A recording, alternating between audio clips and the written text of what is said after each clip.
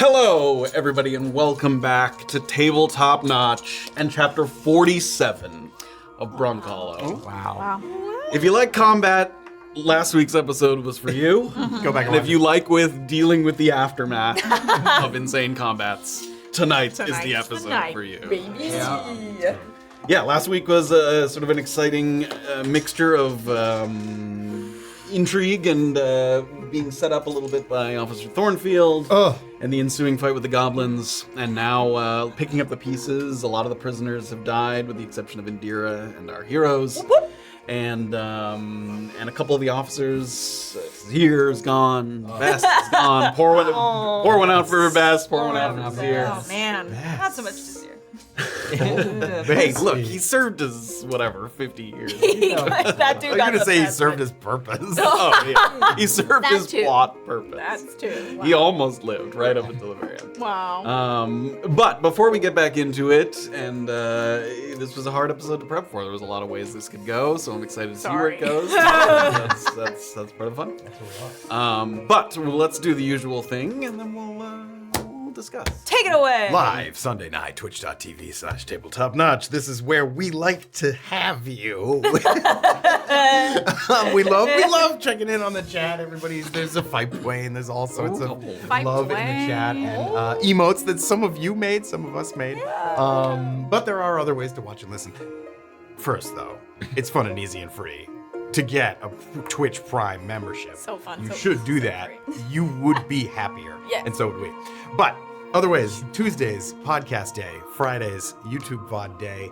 If you support us on a YouTube membership or a Patreon subscription, you get early access. On Tuesday to the VOD, you get other goodies. You get uncut episodes. You get behind the scenes stuff. Maybe that's more Patreon. Look into it. Look into ways to support us. Then you can find We're out not the sure. You different should things. probably just go research it. Let Check it us out. know in chat what you found to support us. Yeah. True. And if there isn't, thanks for the sub. Yep. So find what time to do that between now and next Sunday. Speaking of between now and next Sunday, you can find us on all kinds of social media. We're there. Check out our videos, Started like so them. Yeah, I really did. Jordan said nice, hyped me up. I was like, that was a really good transition. Okay, so follow us on, all of the big ones, some of the small ones. Like, share, tell your friends. We love it. Additionally, we have a bunch of merch. We do got a bunch Get of your merch. merch. more merch Lot of today. merch. We got lots of merch. We got merch. Get in there.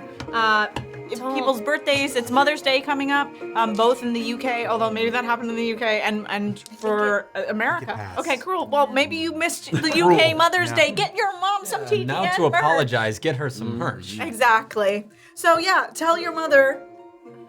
Muscle We said mommy. hi. Tell your muscle mommy. Muscle mommy. You're getting her. We say hi. You can tell your mom that references her muscle mom. Exactly. Yeah. She's strong. Yep. What are those purple pencils? I don't know. I found them. They That- come in a those nice are box and they nice. say organized chaos. Wow. So these are the ones I like to put into my eyeball. Can I have one? Yes, they're For very the same sharp. purpose? Yeah. Wow. They're very pretty. Very pretty. Ours are pretty box. All of you guys look really pretty on the Discy this week. When I saw you. Stop trying to make Disney Pretty on the happen. Discy. Pretty on the Pretty on the Discy. Discy. You say not to make it happen, but so many good things come from Disney. Join us there at discord.gg/tabletopnotch. It's where the cool people are. And if you want to be cool, well, you probably can be cool on your own, but you'd be cooler if you I kind of bagged up. I didn't commit to the bit. Join the Discord. Oh, we didn't. Speaking of committing to bits. Oh, okay, you next forgot time. your bit. Next week. Bits come and go. Bits are gonna come later. Next week. Next We week. got other bits. Oh yeah, that's all. Show us your bits. Show us your Your bits bits on the in Discy. Discord. In the Discy. Oh god. No, don't. Yeah, don't do that. Speaking Private. of bits, we have kid bits from the show on Patreon. Homebrew elements, and we just dropped one a couple days ago. I'm currently working on some Hero Forge minis that you can download and import into your own Hero Forge library. Tazir, maybe. Tazir might be a part of it. His I think it's a clinker medley. decomposing corpse. Fleck is complete. Yes, And I have to Fleck's work on Bess, Indira, and 10. Thornfield? Is Thornfield happening? I guess I could put I don't- Thornfield in it. He wasn't really there though. Will you have a long, snidely hash-style mustache? Yeah, hit me with what you think Thornfield looks like as And inspiration for And a his signature. comically large invisibility potion. Yeah. So check that out. Keep an eye out for it. It should be cute. All right. Oh, and next week is Notch and Soda. Soda. So if you're a Yeah. top tier patron, or if you're a YouTube member, or if you're a Spotify subscriber, you get the Notch and Soda after episode talk back session. Cool. I have a feeling it's gonna be a crazy one. I think so too. It's gonna be Yeah. crazy. Yeah, I think Maybe our there'll be time at the PowerPoint. prison is winding down, so that should be a good. That should be a good talk. One way or another. The sands of the hourglass. Stop it. Wow. Stop it. I don't like it. I don't like I'm it. Jasmine, and I'm in a big parachute Ooh. pants, and I'm inside. With like a red bikini top. Yeah. Oh. Got it. Oh, she might be in a red bikini in that scene. Sound out in the chat. Parachute pants and like Yeah, a but- small top. Yeah. I mean, is it a bikini Is it top red? just because it's a two-piece? She's changed I- out of her Little tubey top. Yeah, it's like a little bralette. yeah. Okay. It's like the red version of the blue one she wears. Yeah. Yeah. Yeah. Also, cool parachute pants. Yeah. Cool parachute pants. Anyway. What are we talking about? Anyway. I know my 90s outfits when it comes to Disney. Low Brass Guide at 30 bits, Reese resubscribed, Jared WK resubscribed, FNF resubscribed, Phantom Soul resubscribed, Teagold Brady subscribed, thank you so much. Frenzy resubscribed, Sam Esteen gave out 5 community subs, thank you so much. Olive Branch, one of our amazing artists who does work for us, resubscribed, Exponent Pie resubscribed, Martina Guest resubscribed, Dubaka at 300 bits, Long Tall resubscribed, Nice McGrath 200 bits, Golden Dagger 510 bits, Chunky Dog 100 bits, Low Brass gave out 10 community subs, Jesus Louise. Chief Leaf resubscribed, Chicken Pot Pie 100 bits, thank you guys so very much. Wow.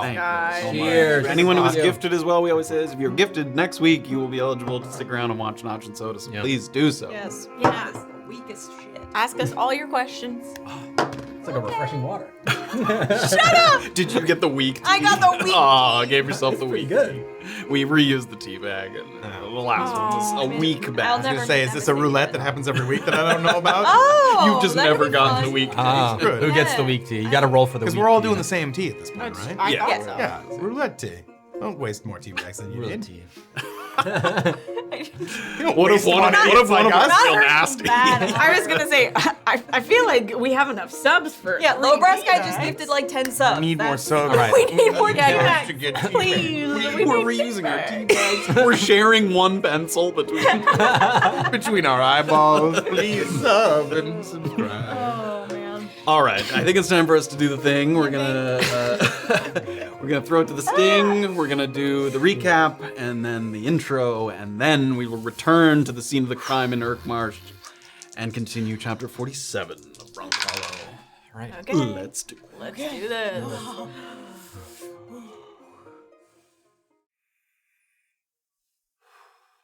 Oh, shit.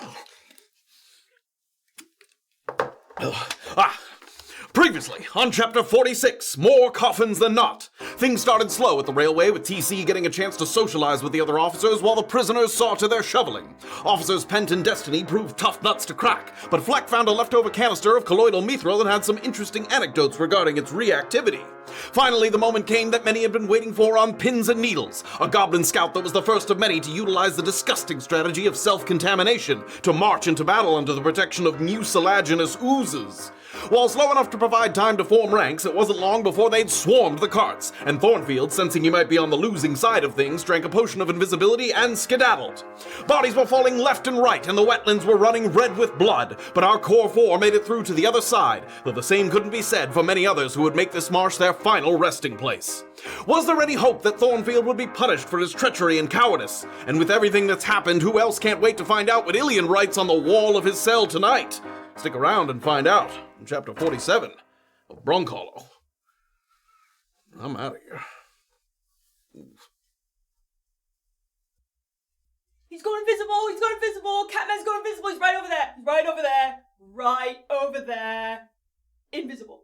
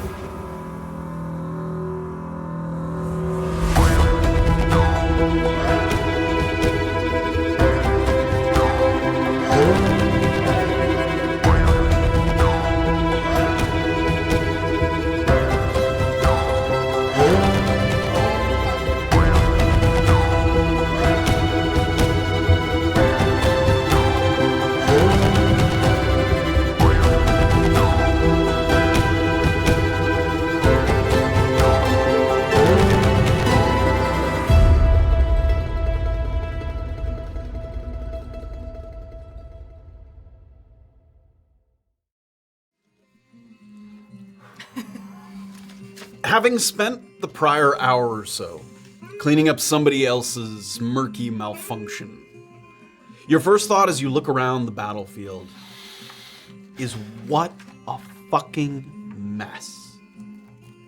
Blood, brains, mud.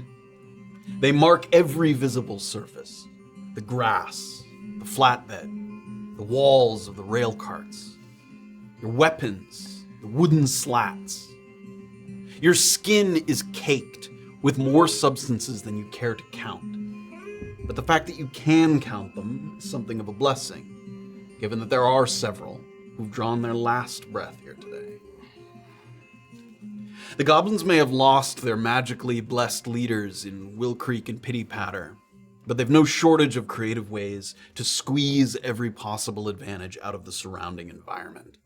This new tactic of self-poisoning to align themselves with ooze is no exception. Thornfield may have known something was coming when he assembled the team for this task, but surely he didn't expect this, right?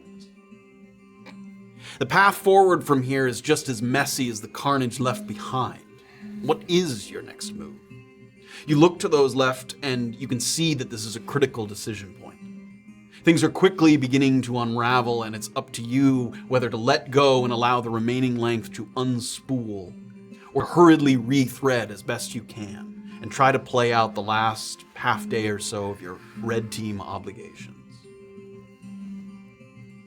Protocol for the aftermath of something like this is first to identify any critically injured combatants that might need to be saved, and then, if possible, secure the prisoners before planning any next steps or calling for backup.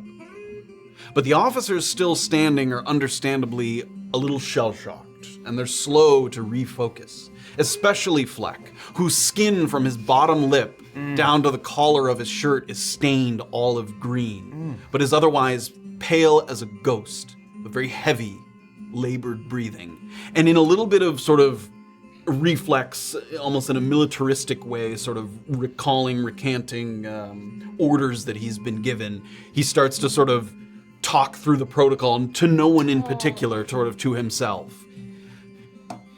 We need to get back to Contrition. We take whoever's still chained, and we put in a report for whoever may have survived and absconded. I'm not chasing anyone into the bog without sufficient backup. Another miscalculation and more lives lost. God damn it! I'm sorry. Fleck, you fought well, Officer Welker. As I've said once or twice before. The fight may still not be over. If I fought better, maybe we'd have fewer to bury.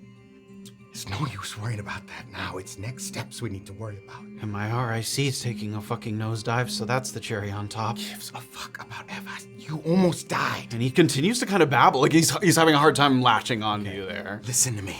And as you touch him, he sort of... Listen. Thornfield.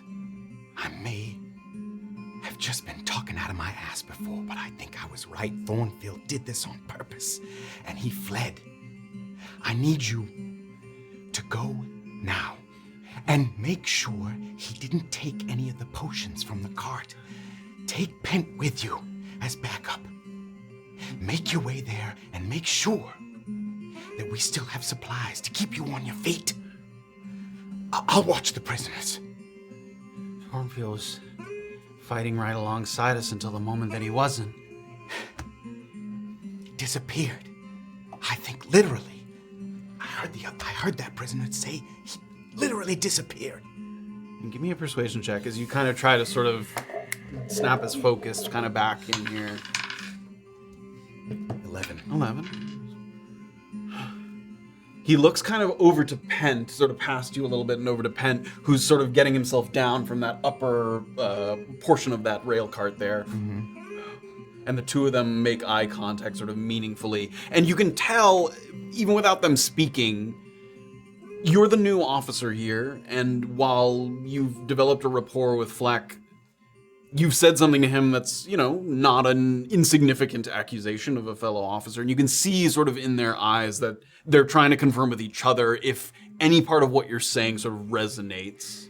And I'd like you and I think Annabel was the other one closest to that part of the card. Both of you give me insight checks. Oh.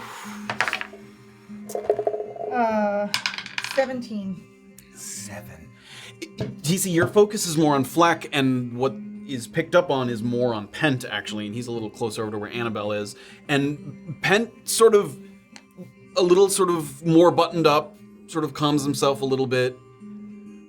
I didn't see anything of that kind. But you detect just the slightest waver, and it's, you don't know if he's certain that they've been betrayed, but like, something has rattled him. Something has shaken his sort of confidence a little bit. And you pick up on that just from a distance. All I mean to say is, as I said, please go make sure that those items are still on the cart. And be careful. Come on, Fleck. Let's go. He reaches out his hand to Fleck there. One officer with the prisoners, it's not enough to just have one here. They're chained and bloodied. Pent looks around a little bit and he sees Tazir's body on the floor of the cart there because he died there on that second cart from the end. If I see him looking at him, I'll kind of go towards and as though I'm going to like close his eyes and get any stuff from him that he might have dropped. Somewhere on Officer Tazir's body should be the keys. Make sure that none of the prisoners acquire them. Of course. Come on, son. And he reaches up. He's sort of underneath Fleck's armpit, sort of picks him. Come on.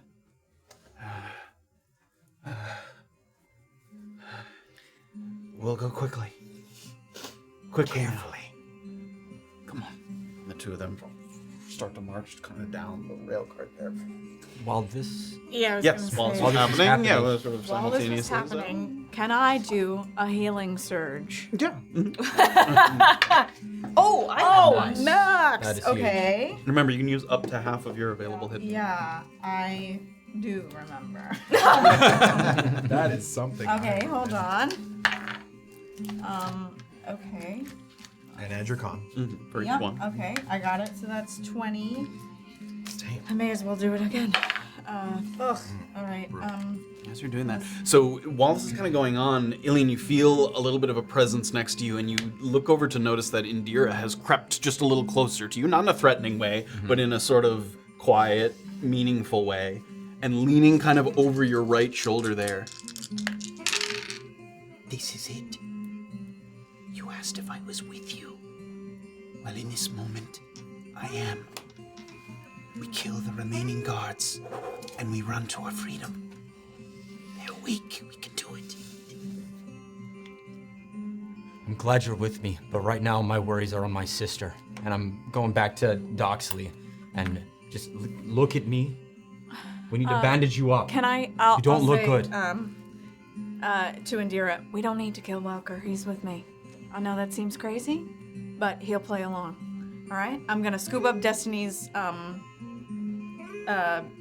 crossbow, and I'm gonna go to Destiny's body, and I'm gonna say, Doxley, you got that key? Sure do. All right. She looks around, she comes a little... It's foolish nonsense. No, Killing is safer by leaps and bounds. we're going to make it look like you and I are dead. You guys coming too? You staying? We're staying. We're spies, Indira, all right? What is this? You have one I'm opportunity. gonna go and just ignore her and go and start You grabbing. have one keys. opportunity we're giving to you now. You will be considered dead and a free woman. TC, you Just gonna play trust along us. with this? This is. I'm sorry. I thought this was while I was talking to the guards. At this point, I've gone over. I'm going to say, I assume, they Yeah. waited until they started moving away to Okay. like grab the crossbow. and Yeah. thing. Oh, 100%. Okay. Okay. So there at was this some point- conversation. The prisoners were talking as you were talking. And I was as going soon- over to Tazir. Yep. And because as I soon as thought- they started to walk away, that's when Annabel went to scoop up the crossbow. And at this point, if things are getting a little heated, I'm gonna Yeah, stand up yeah. and turn around. Where are the keys? We have them. Doxley has them. Okay, I can't go back there. Okay, why? Because they're gonna send out fucking riders for me. Yes, you're right. What we is need- going on? Bear with us. Vera, you and I will run away. If you two want your money, then you fucking stay. You're leaving now? I need to. They're gonna hang me as a fucking witch. And I don't have the neck for it. She takes her short sword. Indira, Give me the keys. this... Unlock me! This will go the way you want it to, but be calm. I promise. Give me a persuasion check. And if there's any way I can give a help action of being behind TC, of being like, Give me a please persuasion trust. check as well. Give me a separate one. It's a natural 1. Okay. I mean, you can Yeah. tell It's a natural 1. Oh my god. the fact that like it's a guard, like she's been here a while and she's dealt with Thornfields and other ones like it. Yeah. Like the guise of a guard being on your side is, you can see it in her eyes. That is foreign to her. That is a non-starter for her. And she sort of, Give me the keys. We just fought side by side. Indira, Give them to me and I will unlock you. If you step you can back. trust him. Doxley, unlock both of us. Right now? Yes. We need Unlock you. both of us right now. Unlock Annabel first. We need... No, unlock both of us. I missed my moment at Plover. You didn't. I will not fumble a second opportunity when it's given to me. Okay. Indira, it would be better for everyone if people didn't chase after you, correct? I'm gonna pick up the Are you gonna try to stop me, Officer Welker? Of course you're not. And I'm gonna pick up the stuff, and I'm gonna load a crossbow. If there's any crossbow bolts on you'd have Destiny's to. body. There isn't, but you could pull a couple free Great, from the I'm gonna goblins do that are that sitting and load around, it yeah. and put a couple in my pant pocket. If they come back here and you are just gone, Of course, no, I need to, let's make it look like I took you hostage or something, and Deirdre and I will walk out with you at crossbow point. follow her lead and you will leave here. I just want you to unlock me.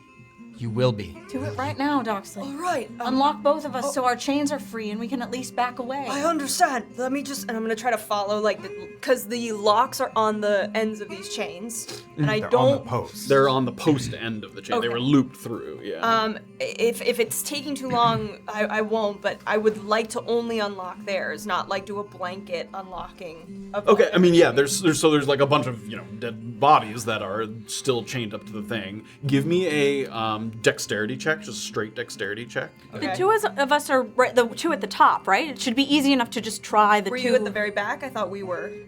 No, yeah, with It's the more second about down, you need to. right? There's a key ring, and you need to Right. identify where to start, Oh, it's a and then key you can, ring. and then you can figure Right, out I which forgot goes you to said which. that, Yeah, as sorry. soon as you find out one.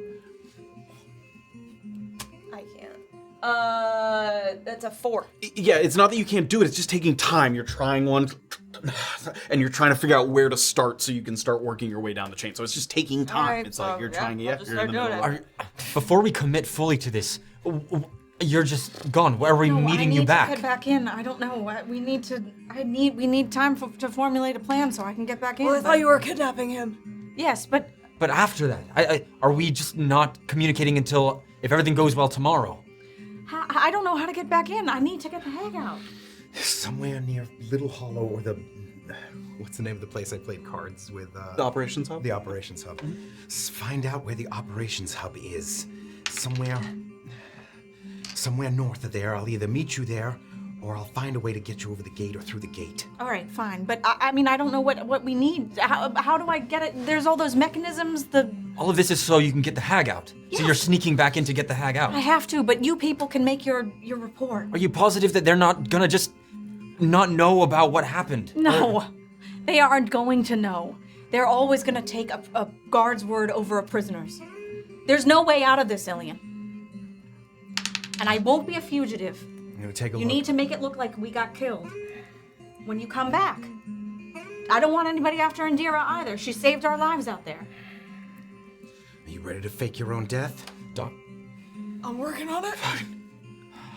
Can I go over and try to help her, Yeah, like you can help look her through with the it, key yeah. rings and whatnot? I mean, again, like Fleck and Pent were moving slow. Flex, Yeah, you know, yeah. so they, the cart is at the other end of all. You were at the one end of where that sort of flatbed is, and all the way on the other end is where the cart was parked with the Aurochs all the way there. So it's going to take them a couple of minutes. It's not like you don't want to take your time, but you have a second here. It's not like.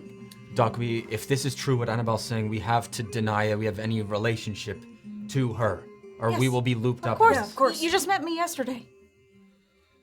That's the truth of it. And so, say you do get back in. I don't know if we can help you at all. That's fine. I don't even know how to get into the fucking bank. Maybe we need time and I'll meet you in Brunkhollow. You said Thornfield used a potion and turned invisible? Yes, I saw it. What did it look like? Do I know what it looked like? You do. So it looked. Invisibility potions are sort of a nebulous thing. It almost looks like an empty bottle, except you can see the surface tension. So like it looks empty, except like the top of it is like kind of sloshing back and forth, like it catches the light in a certain way. But if you were like covering the top of it, it would just look like an empty bottle. Interesting. If you weren't drinking it, I would say there was nothing in there. It was a clear as day liquid. Got it. But there is no doubt that I saw him disappear in front of my eyes. I believe you. So maybe I meet you back in Brunkhollow and we try to formulate another plan. Brunkhollow. Well, I don't know how to get in. I don't know any way to stop the mechanisms inside of the bank. I told you I'm gonna try to find out, and if I need your help... You know how to get the mechanisms inside of the mank to stop? The mechanism is inside of the mank. The colloded mithril. If we shock it, it could blow the doors wide open. I could do that. I don't understand. Why would you want to go back in? It doesn't matter, Indira. That's not for you to worry about.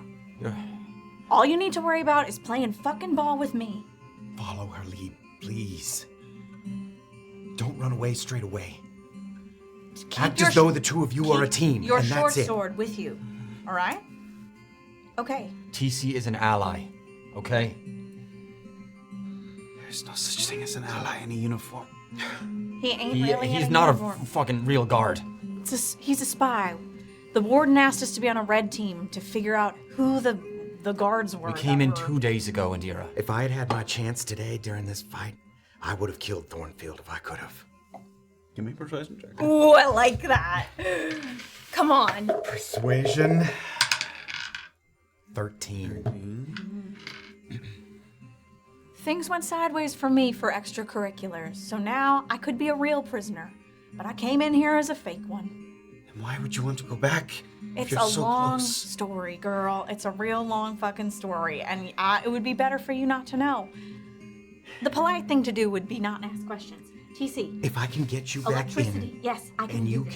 can use some kind of Yes, shock, I can do it. I just don't know where to administer it. It's all right. That's the problem. Meet me.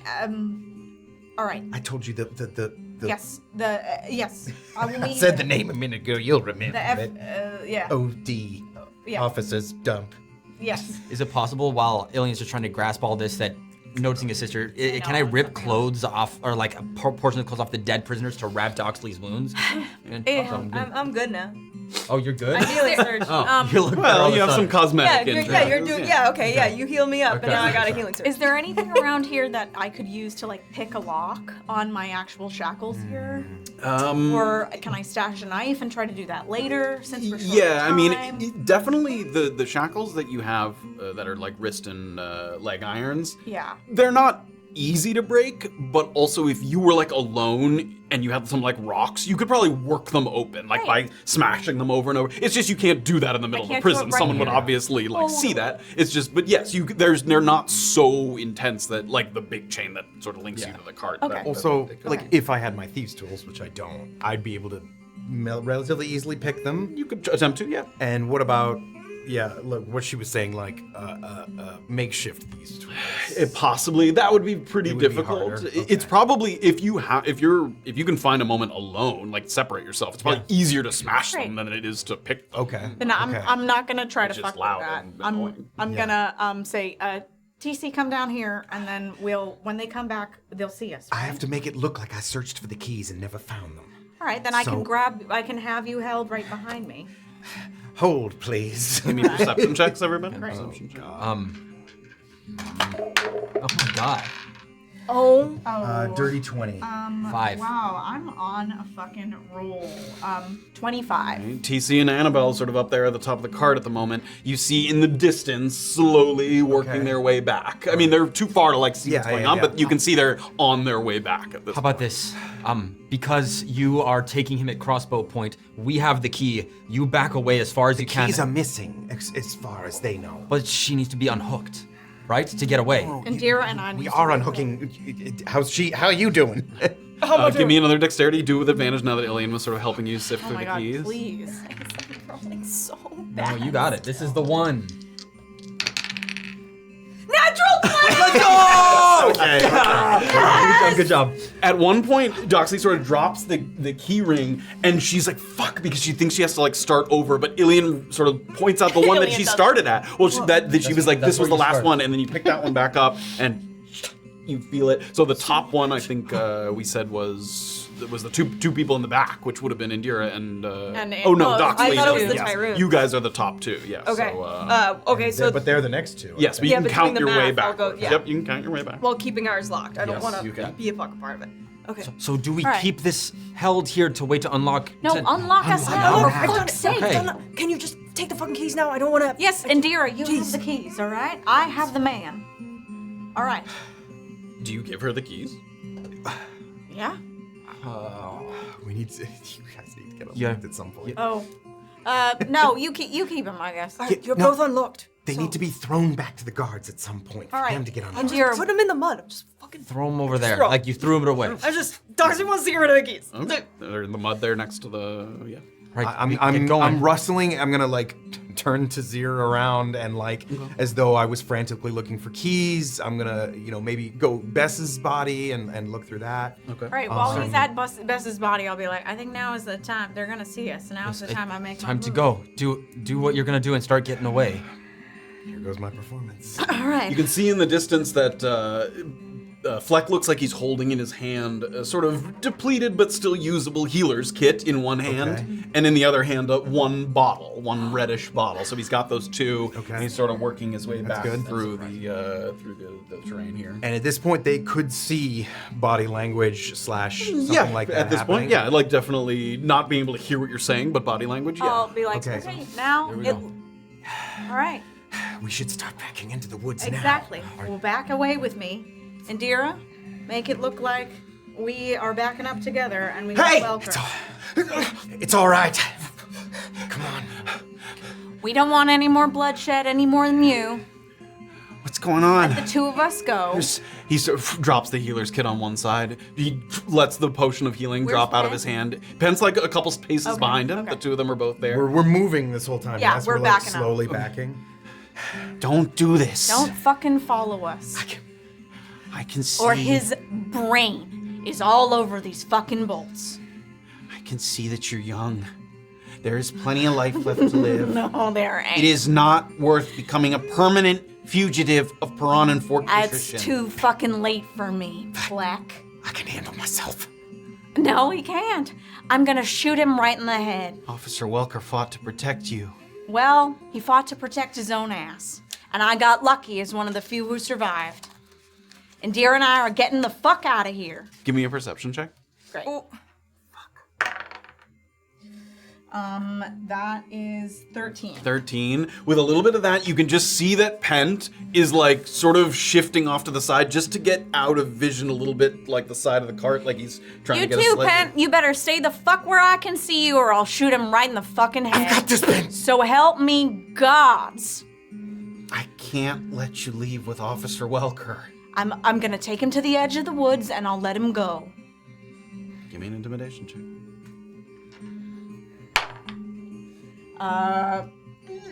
I'm so whittle. 11? Officers, with all due respect, I think enough blood has been shed for one day. We're still backing up. She's been acting wild ever since you left. I don't think she can be reasoned with. And are you are unchained? You pulled yourself free from the thing. Is that Yeah. okay? Great. I Yeah. didn't know if you were pretending Yeah. to still be attached to the thing there. So Indira, we'll say Indira's there too, like with the Yeah. sword, like behind, sort of backing up at the same time. We'll let him go when we get to the end. I'm serious. I don't want any more bloodshed either. But I'm not fucking going back there. persuasion check. Come on, Anthony. No way. 8. Then we wait. We wait right here. They get out of vision, and we wait. If he does not start walking back, we'll stay chained and you can go after him. That would be smart, right, Annabel? Whatever you think, I don't really give a fuck about you. Who's got the keys? They're there in the mud back there. I couldn't find them. I'll sort of gesture to it. Yeah. They must have got him during the fray. If Officer Welker leaves our sight, we're coming after you. Fine. We'll get right to the edge where you can't shoot at us. Just beyond your range of the bows.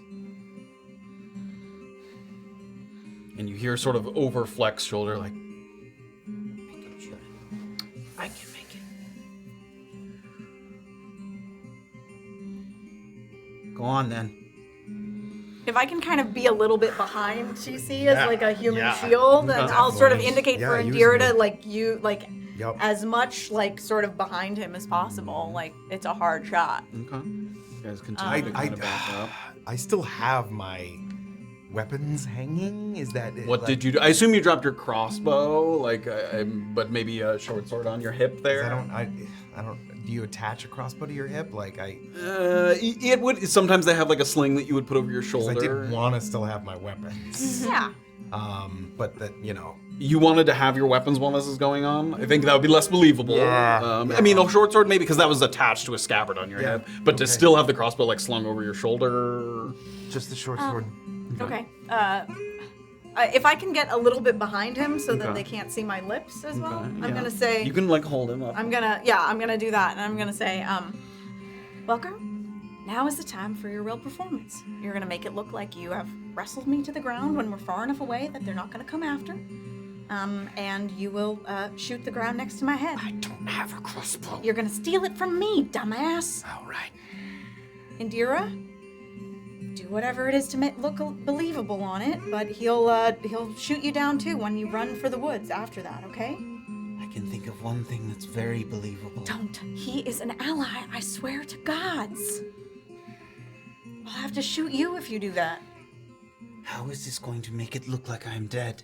He will shoot a crossbow bolt after he shoots me, and then you will fall as if he hit you. It is far enough. We need to back up until we're far enough away. Keep nice and smooth, like, officer. 3H. They're going to come checking for the bodies. This plan is shit. And she makes a run for it. In the opposite directions. And as she sort of makes that quick movement, both Pent and Fleck, they don't fire, but they sort of take out crossbows. Quickly now, beyond that range. Come on. I am. I'm You backing are, up. yeah, you're further, you're far Okay. enough away that would be like a 1 in a million kind of shot there from that distance. And You're starting to get where I can't see him.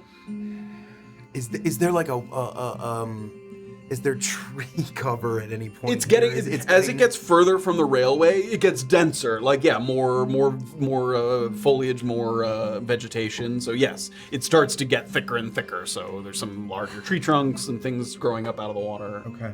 Okay, now And the range for them shooting at either of us at this point. What are we talking? I mean, you're past. I would say you're past the long range. The long range is what 120 on my crossbow. Yeah, so you're further than that at this point from where they're standing. As this is all happening, Here we go. are Illien and I in a place where we can whisper something to one another very briefly? Yeah, if you were sort of playing into the not wanting a part of this, maybe you sort of like kneel down, sort of like hands up, sort of hitting the deck, and you could probably whisper to each other. Because also Fleck and Pent have now kind of walked. If the cart was here and they were originally back here, they've slowly kind of crept a little further forward to not get within crossbow range, but to stay within sight lines of TC where he is there. So yeah, if there was something you want to say. I think we need to help orchestrate a timely exit out of this area so they can't investigate if she's actually dead. all right. Hopefully, it'll be far enough away when he comes back. He's believable enough, and we're all harmed. We need to get back. I guess There's enemies out there. Oozes. They're just gonna fucking walk over and The oozes. dead. All right. At the distance we are now, and under the guise of using Indira, of making her way, I'm gonna, quick as a sprite, I'm going to,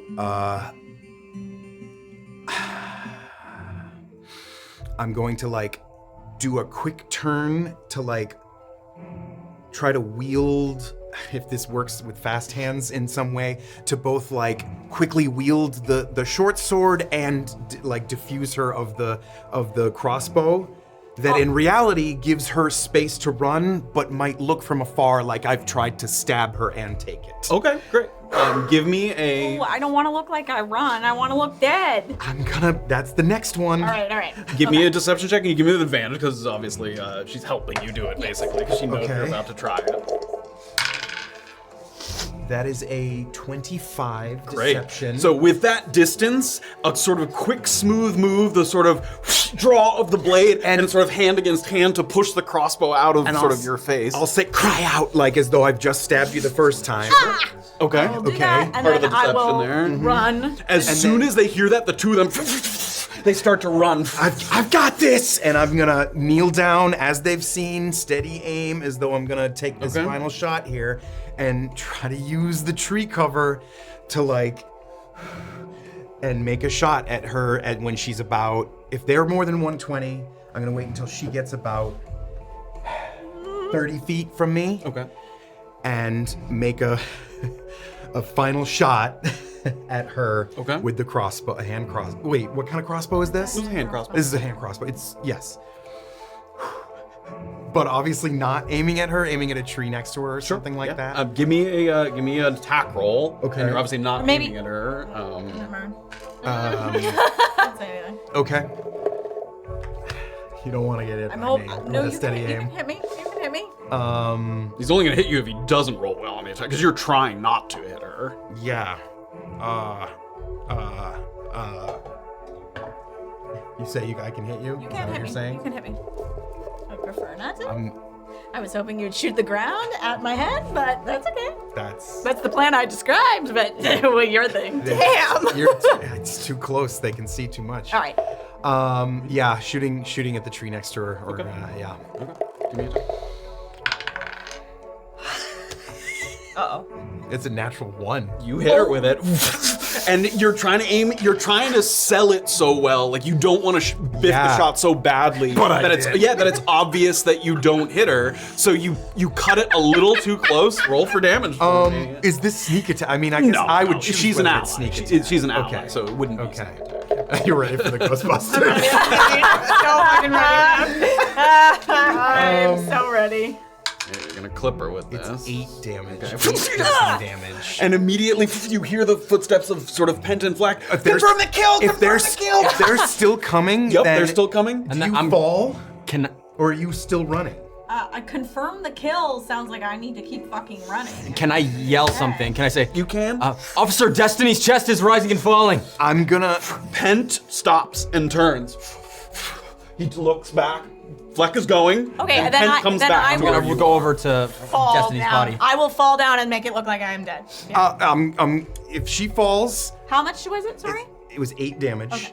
I'm sprinting, wielding the short sword as though I'm going to plunge it into the back of her neck from above. Okay. With maybe now he's matched me, so maybe 100, a little less than 100. A little less than that, yeah, 90 feet away maybe. So yeah, I'm trying to like as though I'm plunging it through the back of her neck. Okay, give me an into the attack roll. ground.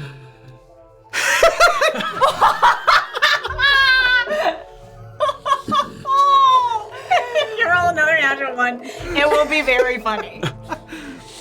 My hand is shaking. It's not a 1. It's a 2. You hit her with it. I mean, you clip her with it. The good news is, so the bad news is you hurt her. The good news is it looks great. like you stab her because you kind of do. Roll for damage. Again, not sneak attack, although I don't even think I could on this one, but again, 1d6. Oh my god. I can't fucking believe this. 6 piercing damage. And stay still. And I need you to give me a deception check. Me? With advantage because he's fucking stabbed. It's gonna be a flat roll because the disadvantage comes from the fact that it's hard to not like scream or make noise when you just got stabbed. Like, Oh, I see. Deception? 14. 14. I like tension leaves my body, and I slowly, I like clean the blade off. Okay. As you do that, you can hear Fleck getting closer. He fucking fought for you. He's cocking it. You can tell he's gonna confirm this kill. Okay. At this, the rolls were not high enough. You can tell he's gonna confirm this kill. He's still a little bit away, but he's moving. Officer's best destiny. I'm walking. Chest. I'm kind of walking slowly. This is Fleck, and Pent went back. Pent went back. Yes. Oh my god. I have the hand crossbow, and I have my sword.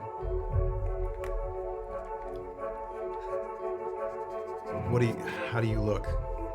I'm sorry. You said it was 6. I'm at 6. 20. I'm at 25.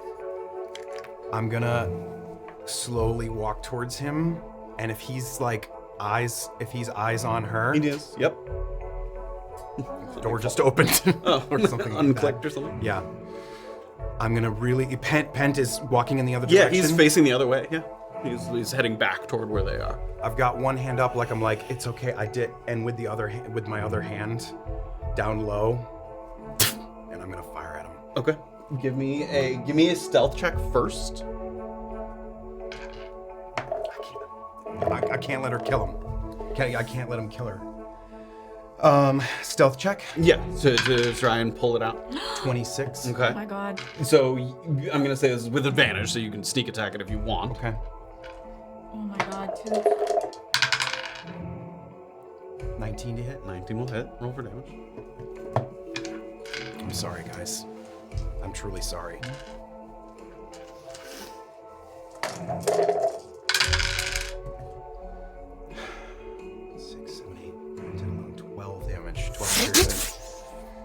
Damn it, 3H! What have you done?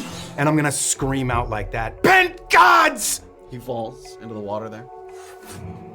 And I'm running over to his body. And Pent pivots. He kind of comes over, splashing through the moor there. And, I had to fucking kill them both. I had to kill her. She took a shot at Fleck. I had to fucking kill her.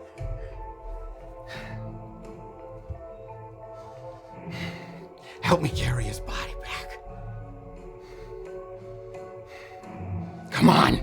And I'm picking up Fleck's body. Okay. You go to start kind of picking it up, and he places a hand on your shoulder there. There are several bodies that will need to get picked up. We can't bring them all back at once. We'll send someone. Leave it. That's Fleck. I told you I had it. I told him. I fucking told him I had it. And he looks over your shoulder there, and he sees Annabel sort of face down, and you're sort of holding your breath, like, in the, bog there. Yeah. And he sort of watches you just kind of bob in the sort of shallow waters there.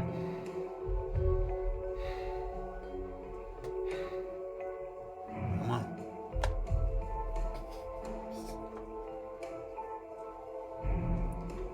Start to walk you back toward where the cart is here.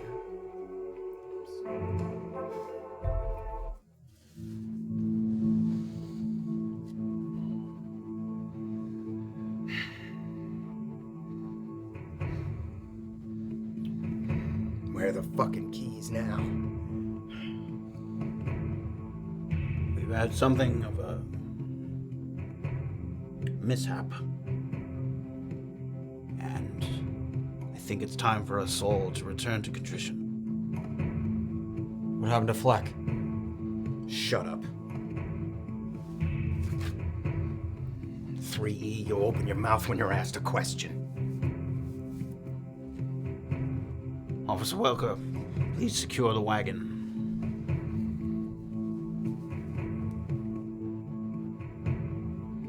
I should help. Pent goes over and he sort of picks the keys up out of the muck there. I'd rather we had eyes on every last prisoner now together.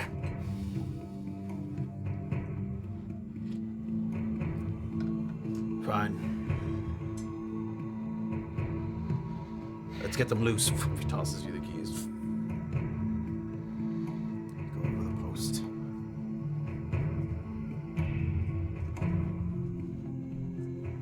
He walks over briefly to where Destiny is and sort of places a hand on her back.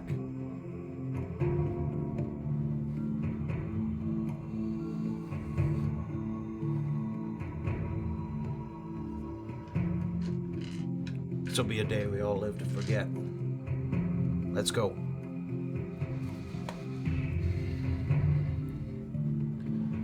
Form up.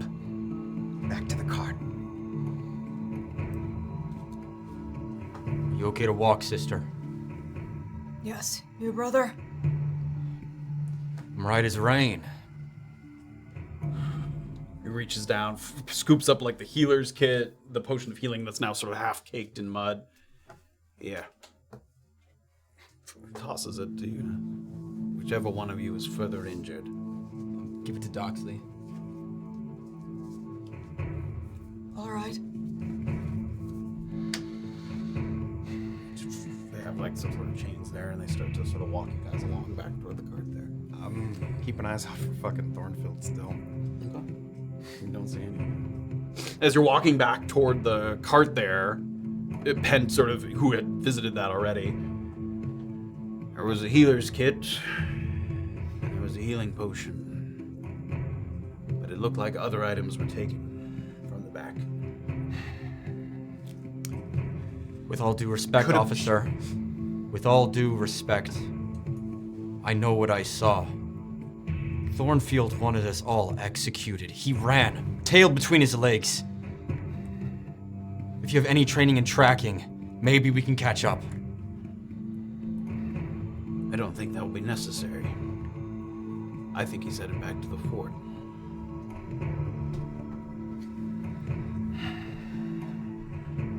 And then what do you suppose that means for us?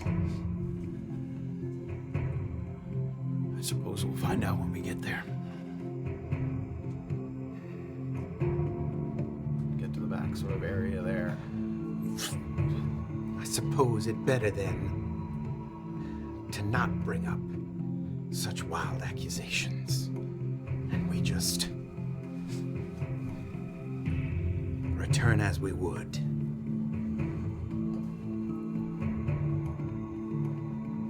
Let's start with that.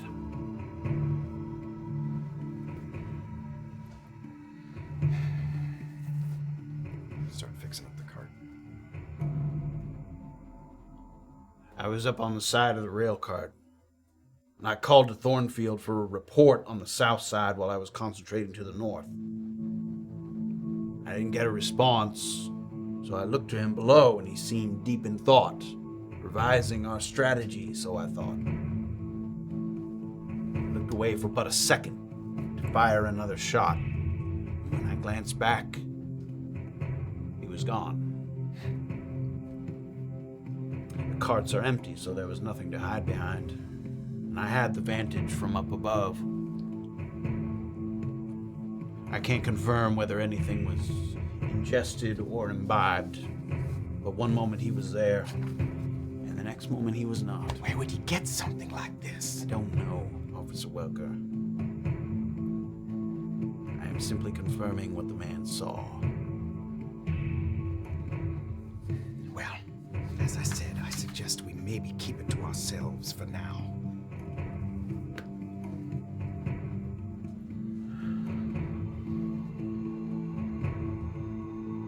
You can ride up in the cart. There's enough seats up there anyway. That is a kindness. Thank you. It's a convenience. We move faster that way. Come on.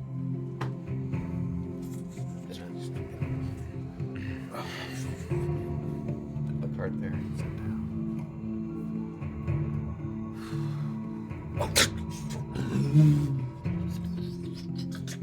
slowly pulls the cart around. So he's on the driver's seat, and you guys are like in the... Tazir was originally the one on the driver's seat when we were first coming in. So he's up a little bit. You could quietly say something to each other. It's, there's a little bit of noise with the aurochs moving, but... He'd probably be able to tell that we were talking. You could hear a little bit of mumbling, yeah, maybe. Okay. But, Just look at TC and mouth. What happened?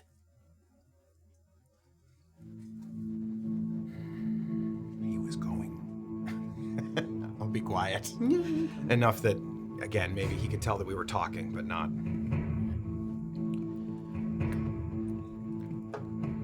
He was going to confirm the kill. I had to step in. He was one of my few. Keep that anger, TC, because that's directed at Thornfield. It's directed at Thornfield. It's directed back at myself. It's directed at that fucking town we came from. It's directed back to my fucking childhood bedroom.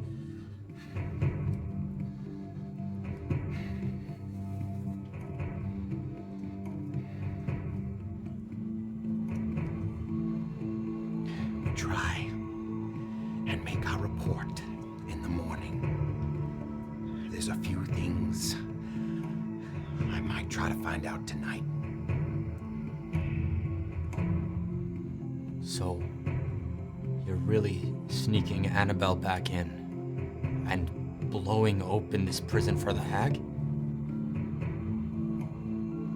I'm gonna try. You can wash your hands of it. Obviously.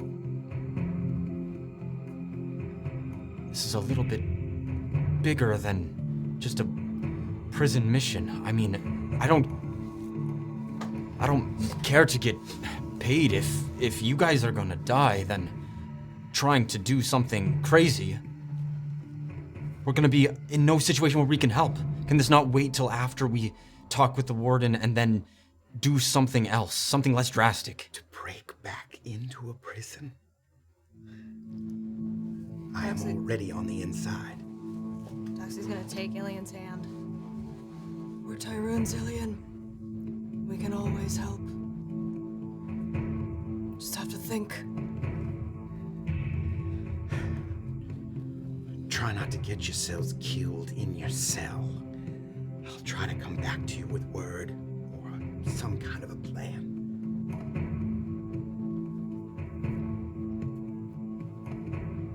Let's be quiet for a bit. as you squish and splash your way over soggy terrain, having heard them go in the opposite direction, you pick yourself up and you start to move. You move through shallow puddles and you surprise yourself by finding that no situation is too dire to appreciate the feeling of once again being out in the wilderness without an overbearing sense of supervision. It's amazing how quickly you grow accustomed to that watchful eye. And now that you're here without it, there's a little bit of a weightlessness that makes it seem like you're moving a little faster than you actually are. You let that feeling carry you away from the scene of battle and into a denser thicket where the reeds sometimes grow as tall as shoulder height. And it's here that you have a chance to finally stop and think. Though you're keenly aware that those goblins that you just fought are unlikely to be the only ones scuttling through the wetlands. There's certainly no such thing as being too careful. And at the moment, all you can hear is the blood pumping in your ears and the chittering of countless insects scattered throughout the tall grasses. An often irritating din that now comes as a welcome bit of white noise to drown out sort of echoes of those drawing their final breaths that are still rattling around in your skull. You pause and you just listen to the song of the cicadas. You sort of breathe. Center yourself here. So you're sort of ducked into like a patch of reeds here, just trying to sort of get your bearings. It occurs to Annabel that for the first time in a while, First time she came to when she was first in Brunkhollow, she got to go out in the wilderness and fire off all of her spells, and she felt more powerful than she had ever felt. And that power made her cocky. And now she thinks about the hag saying, "Are you stupid?" And it occurs to her that she probably is. Because a smarter girl would have made herself more amenable, would have let herself be kept, would have adapted. And she has been incapable of ever adapting, of ever leaving well enough alone. And now there's a man dead behind her, and in theory, there are going to be a lot of people who die. But in practice, she feels very small and very stupid.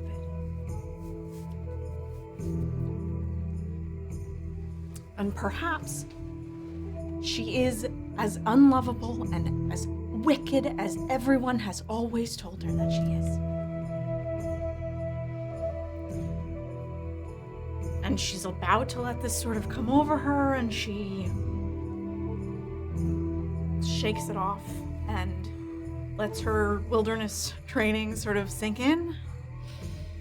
She's gonna find a rock to break her fucking leg irons and her chains, and then she will be quiet and work her way back without getting eaten by anything.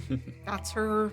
There's plenty of rocks around. You're able to locate one, so you sort of find one, and you find first a small rock, and then you find like a larger flat rock that you can lay the sort of chain on, and then do a kind of over and over again, sort of hitting it at the joint there, trying to break it open. Give me a perception check. Okay, great. Oh, that is 20. What is that? What's 7. perception? 25. 25. Sorry, I'm Sorry. over 12. As you've broken cover from the tall grasses, you first 2, 3, 4, 5, and on the 6th hit, your wrist breaks free there. You have it dangling from the other, and you look down and you figure before you get that one that's dangling off your right, you might want to sort of get the legs free. Yeah. So you go down to start to work on where the leg irons are, but you think you pick up on something, and you're not sure if it's something that may have sort of heard the loud sort of clinking of the rock hitting the iron. A little sound that kind of cuts through the usual dissonance of the marsh, so the sort of insect sounds that are sort of all around you. And the sound that you hear is a series of short, sharp snorts. Oh my fucking god. And it's deep enough that they must be sourced from something larger than a typical hog. It doesn't just sound like a pig, a giant boar, perhaps.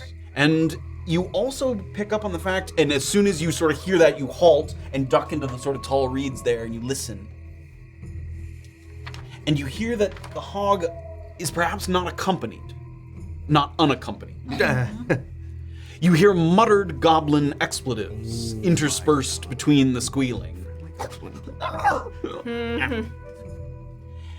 And your stomach drops a little bit as you sort of wonder what might have come across this path. And give me another perception check as you try to sort of peek up and get a little bit of a look at what you might be hearing. It still sounds like a little bit of distance away. It's not like right over the next... I can't identify the words. I just know they're goblin. Not at this Okay. distance, but if you got closer, perhaps. 17. 17.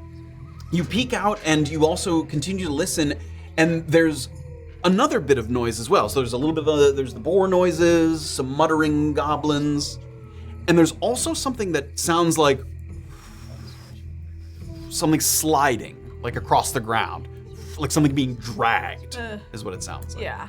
Wood scraping against the roots and the rocks, as if something were sort of in tow.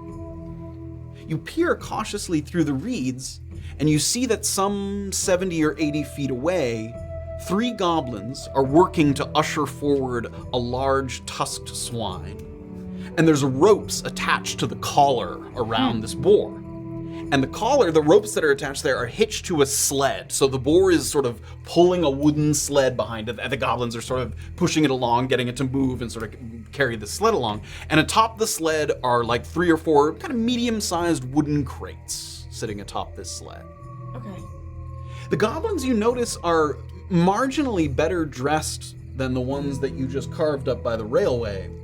And one of them even has a hat that seems to stand out, sort of intentionally as a way to mark herself as a woman of relative means. She has a black fedora with a yellow band around it. Oh, she does. Yes, she does. And 2 others with her are lightly armed and armored, leather armor, simple weapons, short sword, short bow. And there's a little bit of bickering between them as they continue to try and... They're mostly sort of arguing over how best to get this boar, which is very slowly kind of plodding along. They're trying to, come on, sort of whipping it along. So that's what you're sort of seeing in the distance there.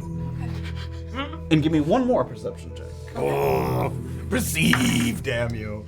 That is 15. 15, okay. You pick up on a couple small bits of, as they get a little bit closer, bits of, you speak Goblin. I do. A couple interspersed bits of dialogue in between the sort of, come on, like trying to get the pig to move. Yeah. You pick up something along the lines of going to be late, something along the lines of gonna miss our chance.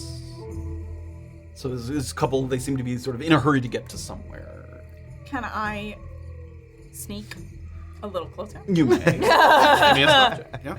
A little bit softer now. A little bit softer now. That is not a great. A little bit louder now. It's 14. 14. You sort of work your way through the reeds, and there's a little bit of...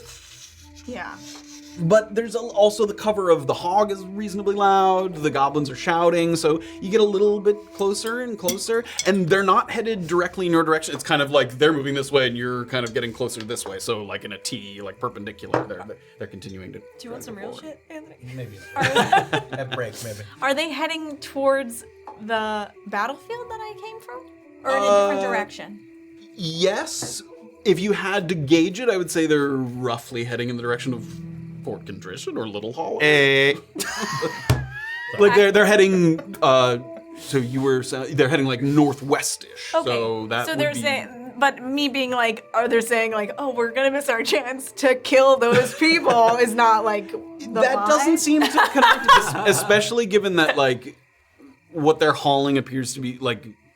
It doesn't look like crates full of weapons or Right, anything. Like right. they just have these like wooden crates that are on this sled that they're trying to like pull along. Okay. Can I like listen to their conversation a little bit more? I mean, it's more of the same, unless Okay. sort of any kind of intervention on your part. There's a lot of kind of come on, get the pig, Okay. try and move, sort of whipping at the pig, smacking it on the butt, and it like is barely. It's sort of continuing to kind of plod along, taking the hits. I'm gonna. I still have a crossbow sort of slung over my shoulder, right? Didn't TC take your crossbow? Oh, yeah.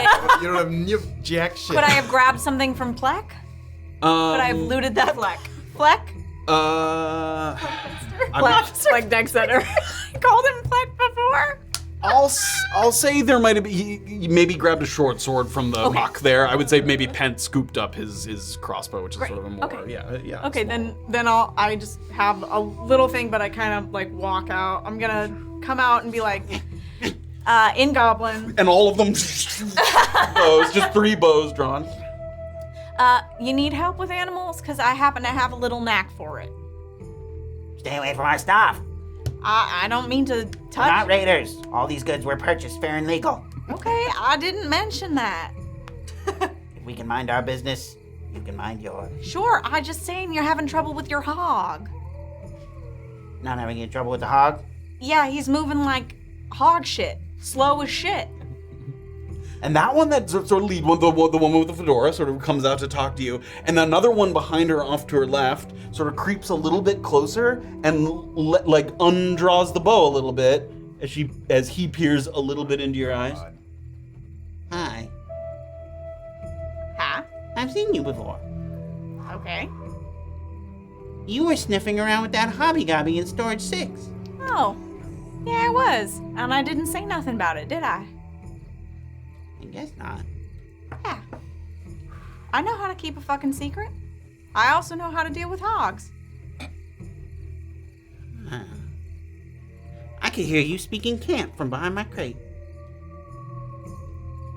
I what? Yeah, I can speak a little goblin.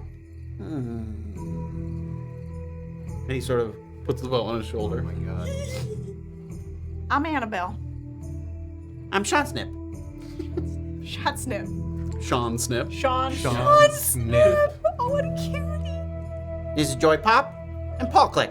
Joy pop, paw click. Once you pop. Okay. Snip, pop, click. It is a pleasure to meet all of you. I'm gonna sort of put it down. Okay. Nice to see you. No, seriously though, I am happy to help you with that hog. If maybe you can help me get these leg irons off. Smash them. Yeah, I could smash them for sure. I'm just saying there may be an opportunity to do business. We're late for a meeting. Oh, you'll be later if that hog keeps going the way he is. He gives it one more like. And the three of them kind of come over. They waddle over kind of through the bog there. One of them grabs a rock, and one of them just grabs the chain and kind of yanks it and pulls it up onto a log there. Okay. Ah! All right. And like a few hits in, finally. Wow. That's great. All right, let's go. All right, I'll walk on over. Just get the hog moving. Okay. Don't need to go nowhere. Just Quick get moving. Yeah, I can definitely do that. Quick question. If I get the hog moving, what have you got in there? Got delivery. What? Goods for Fort Contrition. Like what? Blankets. Potions, like I saw last night in Storage 6. Blankets. If I get the hog moving, you think you'll maybe tell me what you got besides them blankets? Get the hog moving. Yeah, get the hog moving. All right. Hog. Okay. I don't have any of my hog moving spells prepared. You don't have move hog. I don't have prepared? move hog prepared, or speak with animals or anything like that. But can I Yeah, see give me if an I animal can sort handling of? check. You may. Oh boy. Oh, let's see. Let's go. Ooh, it's 6. 6. Oh my god. This isn't a species of boar that you're as familiar with, so you're trying to sort of see if you can locate. What you're looking for is sometimes on these kinds of creatures, there's like a sensitive tuft of hair or something that you can pull on to kind of get them moving a little quicker. Yeah. That's sort of, it's almost like a bridle or something, that it's a sensitive bit that you can kind of guide the creature a little better. And you're having trouble kind of locating the exact correct one, and you see them all kind of. Fair enough. Can I find any like treats around that a hog would like? Nature treats? Yeah, give me a perception check. Nature like treats. That is a dirty 20. Dirty 20. There we go. You give a quick, you can see that that's not working. You kind of pivot. You immediately kind of start to look around, and you can hear them like, She's gonna run.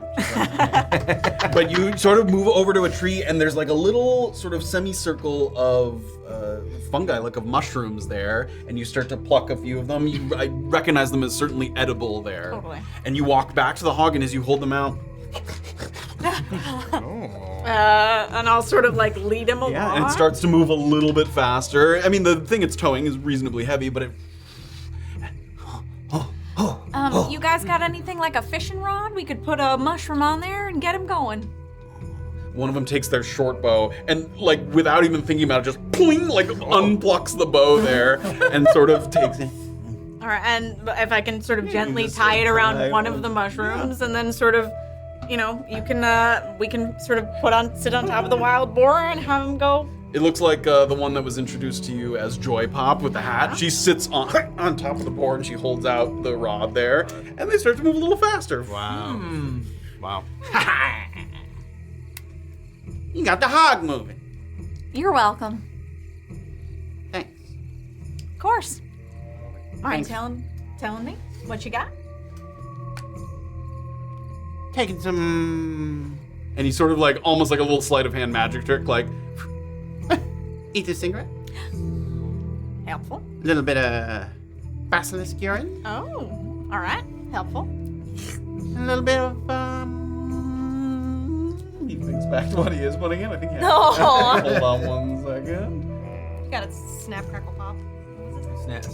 Swing, pop, click. snap. Yes. and some bottles of rum. Oh, tasty. You know, it would seem, I didn't know that, and forgive me, but I know that people, small-minded people, sometimes have trouble with goblins. I feel like the clinkers at Fort Contrition have a real stick up their ass.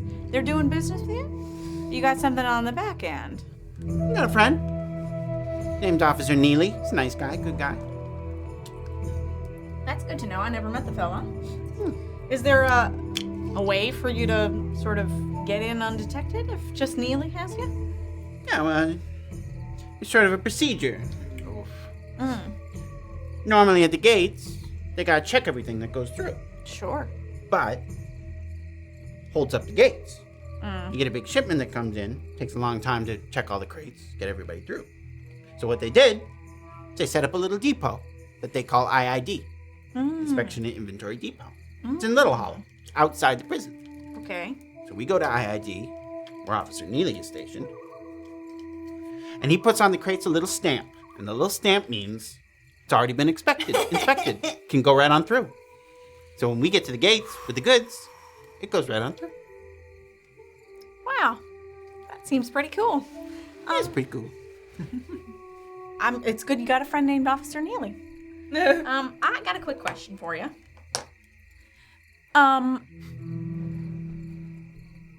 You think you'd sink me in those crates so I could get into Fort Contrition? I know that seems crazy, seeing as we just broke my leg irons off. Yeah, we did just break your leg irons off. I got one more thing I gotta do back in there. Seems like that would be easy to go back in. You just go. Well, I want to back be able to in. get back out.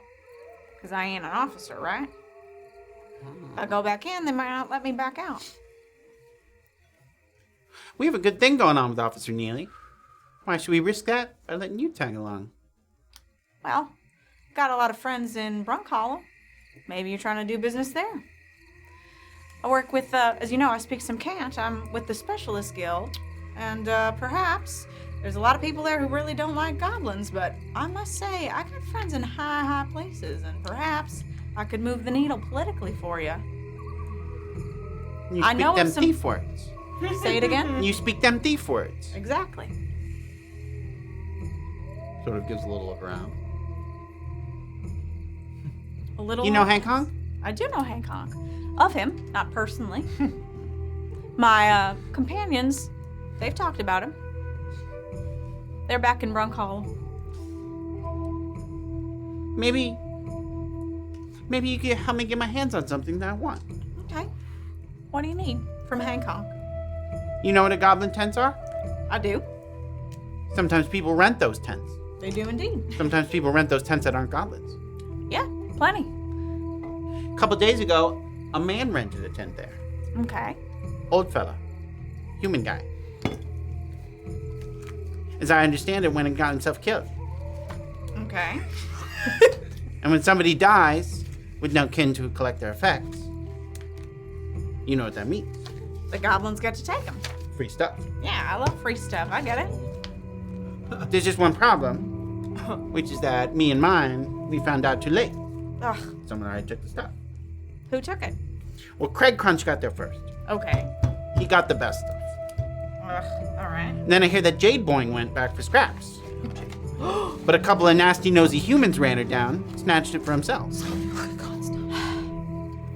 So Craig, say it again. Craig Crunch. Craig and then Crunch got the good stuff. Crunch. Uh-huh. Jade Boing went to get the scraps. Uh-huh. But then somebody chased her down and took the scraps. Wow. Okay. Now, I don't know everything that Craig Crunch got, Yeah. but I do know that he got a little wooden box Little wooden box. with 2 circles on it. Okay. And that's what you want. And I want that box. You know what it is? Yes. You gonna tell me? No. All right. Fair enough. If you want us to get you into Store 6, you won't ask about the box. I won't ask. It seems a fair enough trade. You get the box, you bring it to us at a time and place that we agree. Okay. See, it's frowned upon for a goblin to violate the truce that they got set up there. But I ain't a goblin. It's important that I stay in good graces with Hancock. Of course. But it doesn't matter for you. Who cares?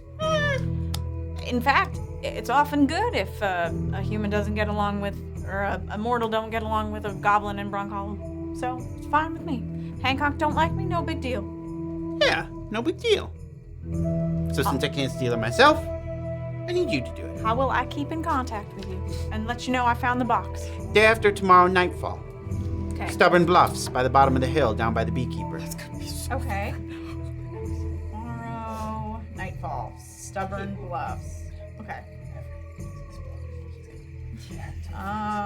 Great. Okay. Okay, it's a deal. Sean, you got yourself a deal. I'll explain how it works while we walk. All right. I hope you're feeling very And he looks toward the crates, which are not very large crates. bendy. I'm a flexible gal. Let's walk. Okay. And they sort of whip the hog again with the truffle in front. Can I give the hog one truffle as like a treat Sure, so he's not you tortured can. the whole time? Aww. Give him a little snack there. Yeah. I'll consider it. And as we turn back to the carriage that's in transit back to Fort Contrition, that is where we're going to take a little break.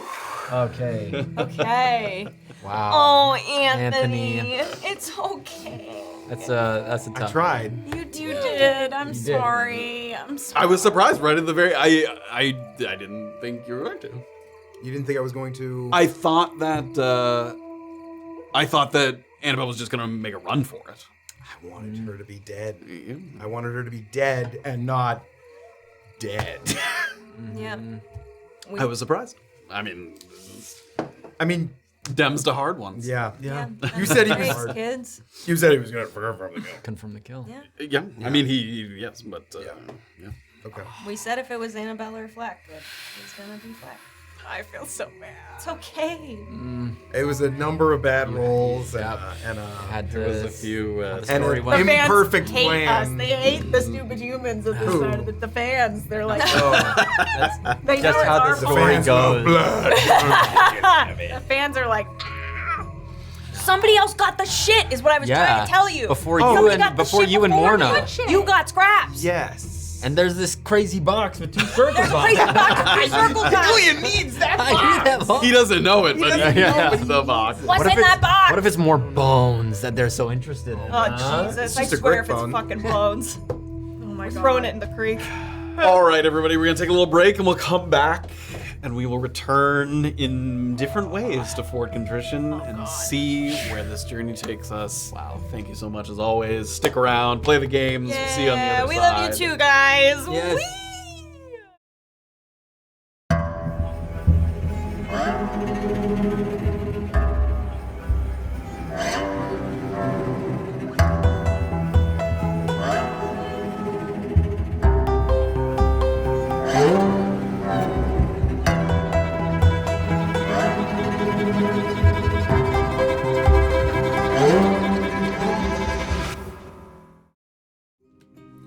Welcome back, everybody, to chapter 47 of Brunkhollow.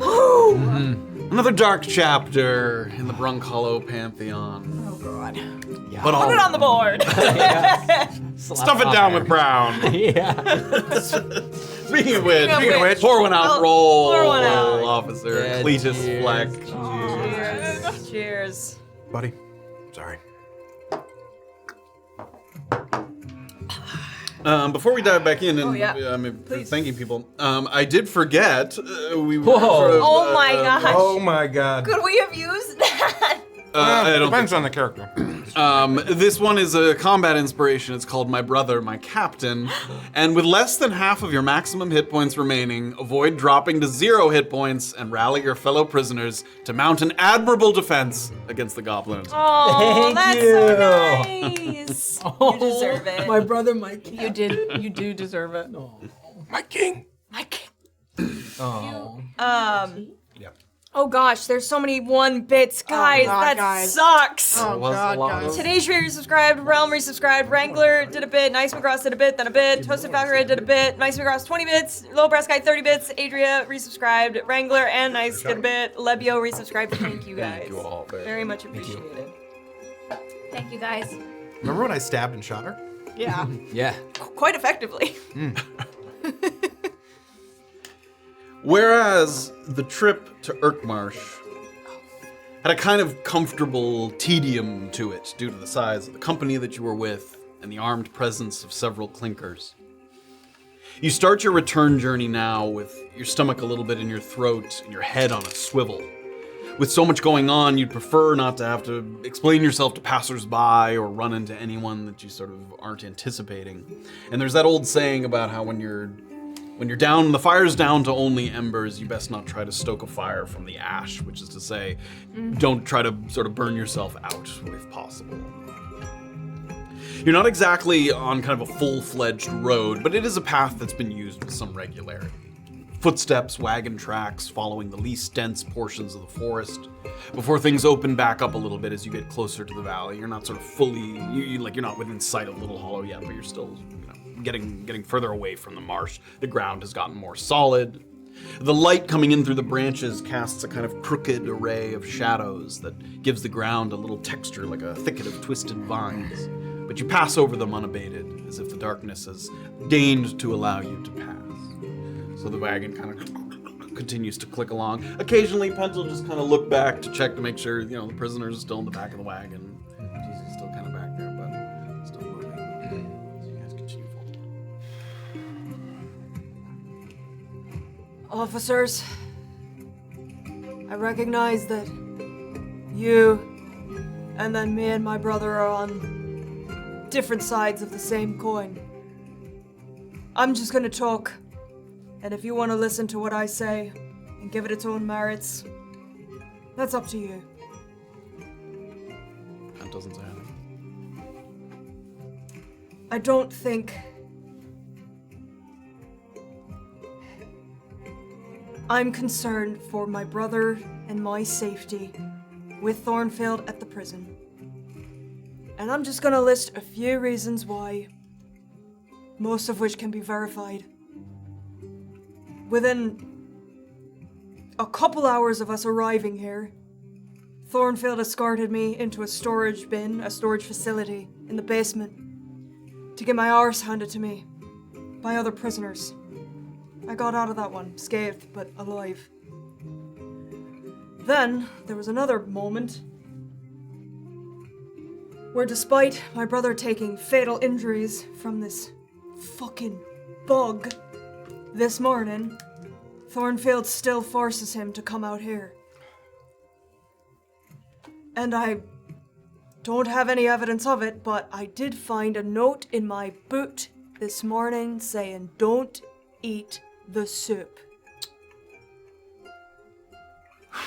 I'm concerned that that has something to do with Thornfield out to get us.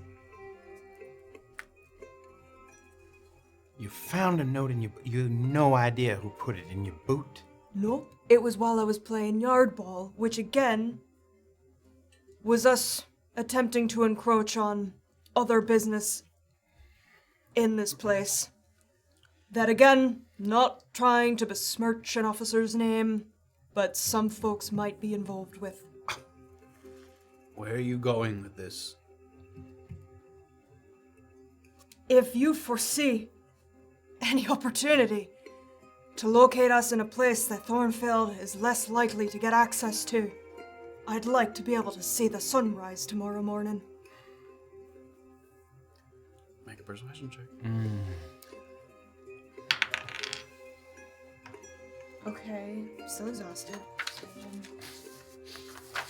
Where'd my character sheet go? No! Fuck, wait, I have so many. She's gone. Doxley's gone. Where'd she go? Sorry. Slacks out. 14 persuasion. 12.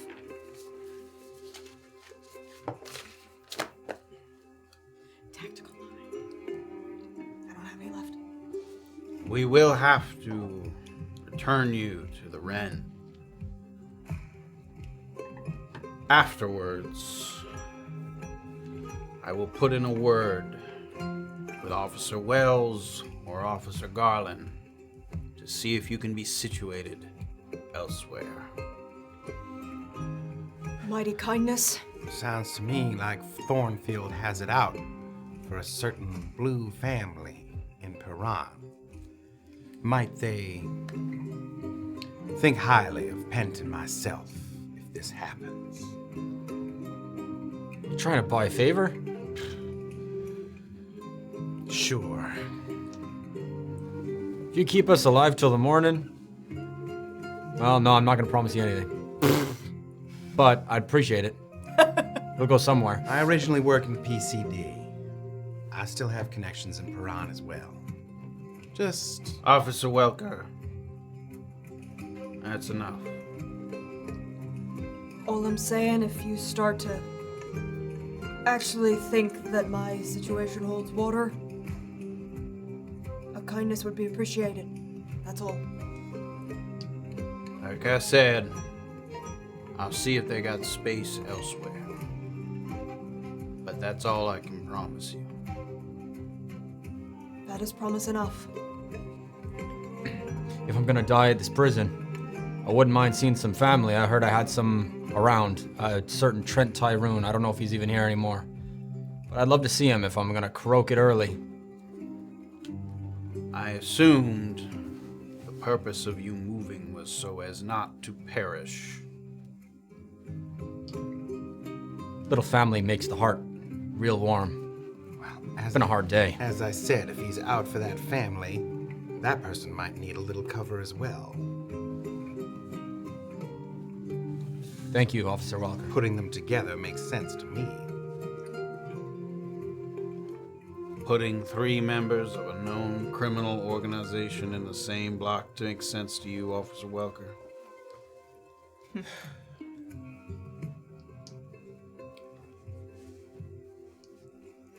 You fought bravely. I said I'll see what I can do. Thank you.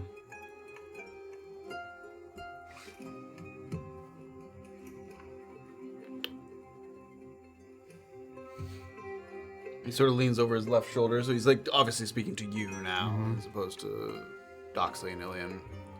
They're gonna want reports on what we saw out there. I don't know if they'll want it today, tomorrow, the next day. Would they begrudge us asleep? Before? We may try for that as well. But as I said, they will want one. Try to remember every detail that you can. Do not let them slip your mind. How about the detail that Thornfield bravely went back for backup? And that is why he is not with us now. Sort of. Is that what you plan on saying? Well, the truth doesn't really sound too good, does it?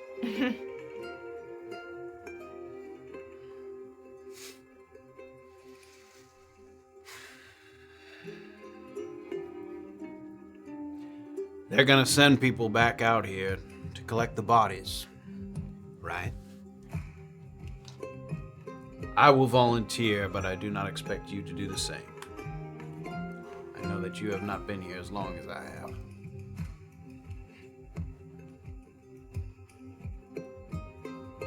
May the oozes and boars not chew them to pieces before you return.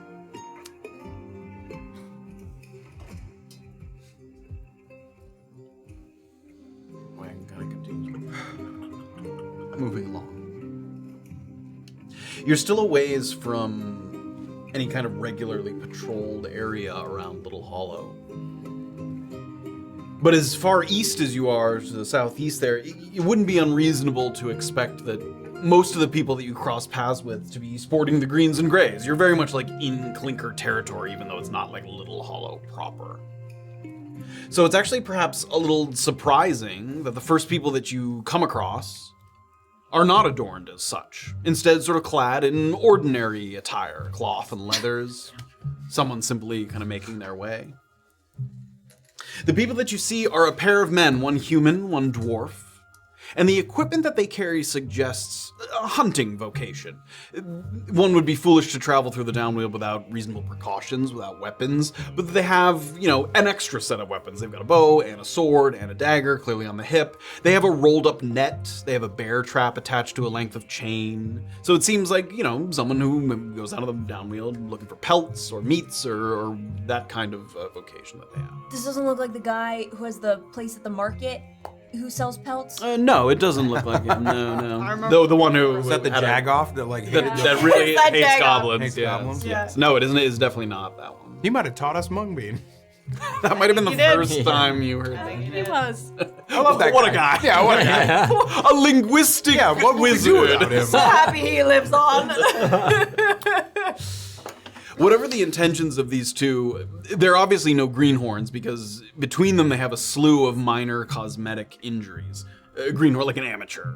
I did not. Yeah. Greenhorn? You never heard that? Yeah, like I thought that was an like amateur a in their clinker. field. I thought it was No. a clinker. They have a bunch of minor cosmetic injuries. A chunk missing from their ear, a finger missing from a hand, a tooth missing from a smile, a small hitch in their step. Little sort of, small things that aren't hindering their way, but it make them sort of look like they've been through the ringer a little bit. One of them is laughing heartily at a story that the other's telling. They're sort of clearly, in walking down the road, enjoying each other's company.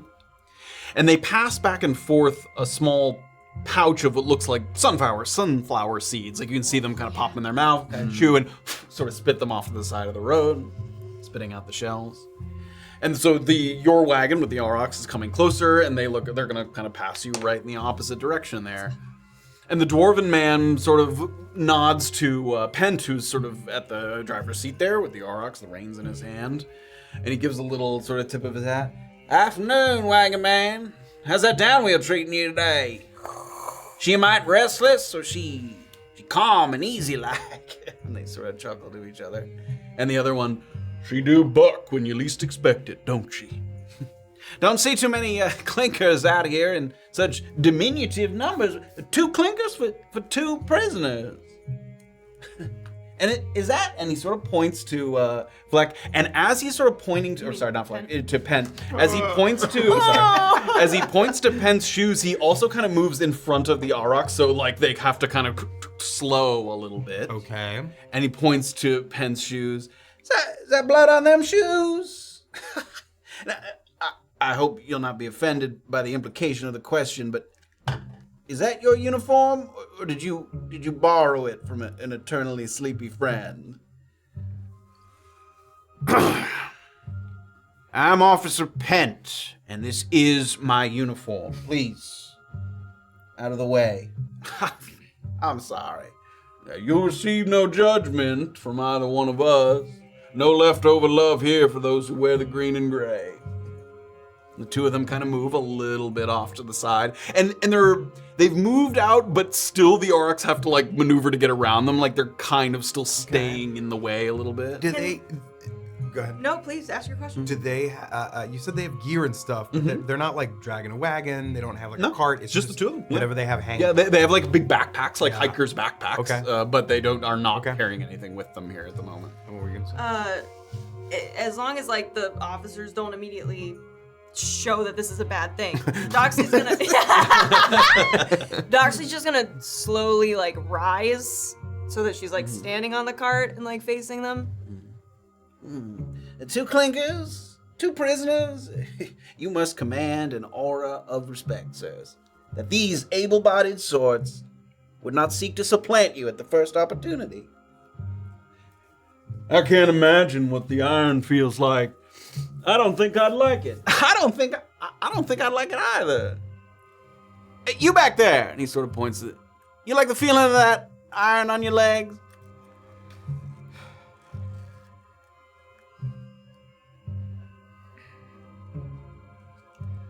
They're quiet. That's enough. I had a brother who did time in PCD, sentenced to 20 for a crime that ought to been 5 and change. given how they perceived it as a churchly offense rather than just a feud between ordinary folk. Now that is a crime. You do 20 for what should have been 5. Justice often looks foreign to those who do not partake in it on the regular. No law out here. Not in Brunkhollow Valley. Not while we're far from Little Hollow. Not too far. He sort of looks to the two of you, the two Tyruns.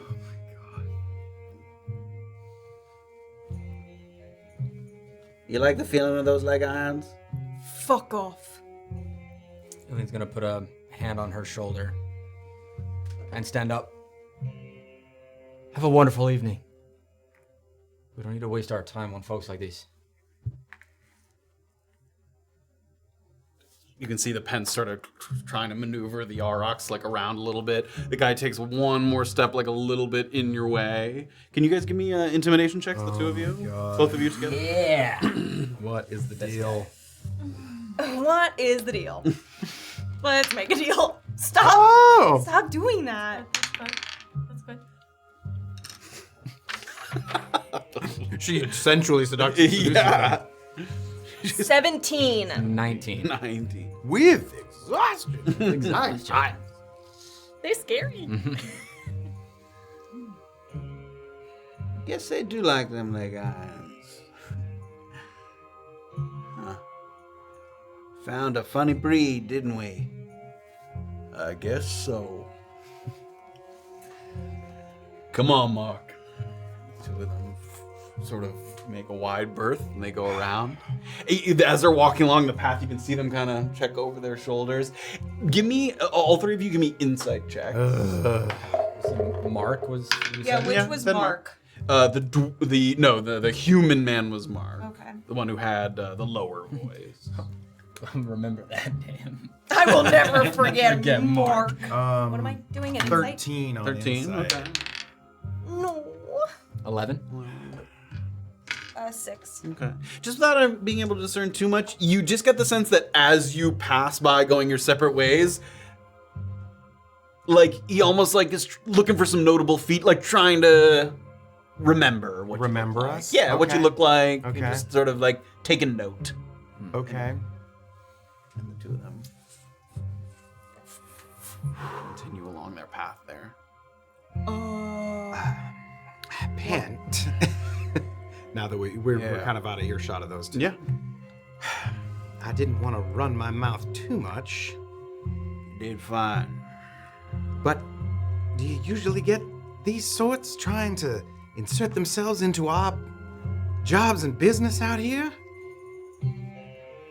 If you're wearing the greens and grays, and you ain't in Little Hollow or Fort Contrition, it's part of the job.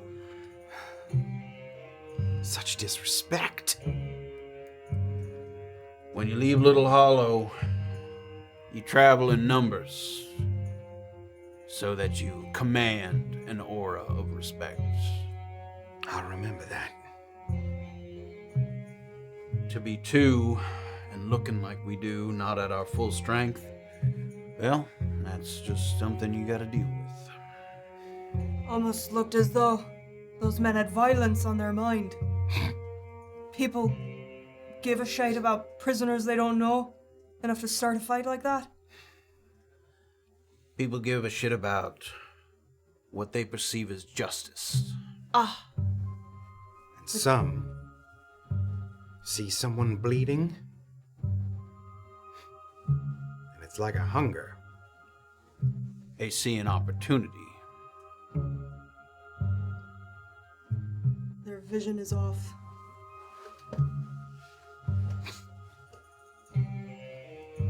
We're almost to the valley.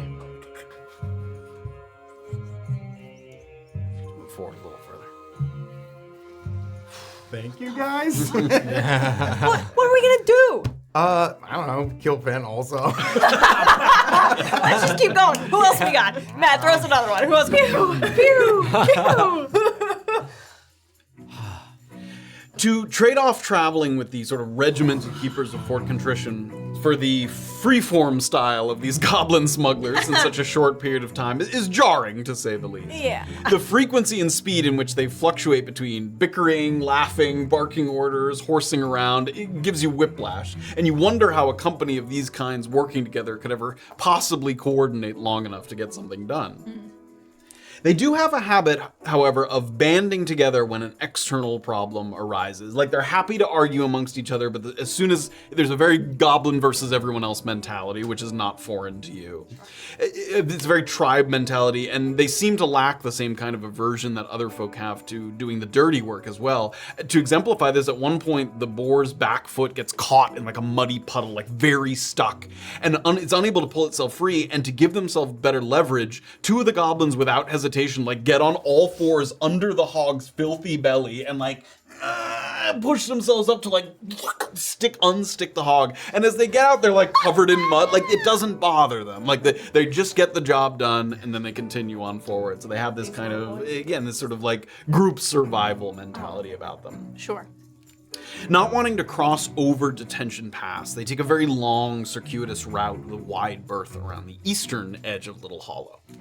They clearly have the intention of coming in from the north. And as they emerge, they will be closest to what they described as IID, or the Inspection and Inventory Depot. That was the sort of name for the thing where the packages are pre-inspected before they're sent into Fort Contrition. Yep. Occasionally they'll stop to, restring a new truffle or smack the pig on its hindquarters to quicken its pace.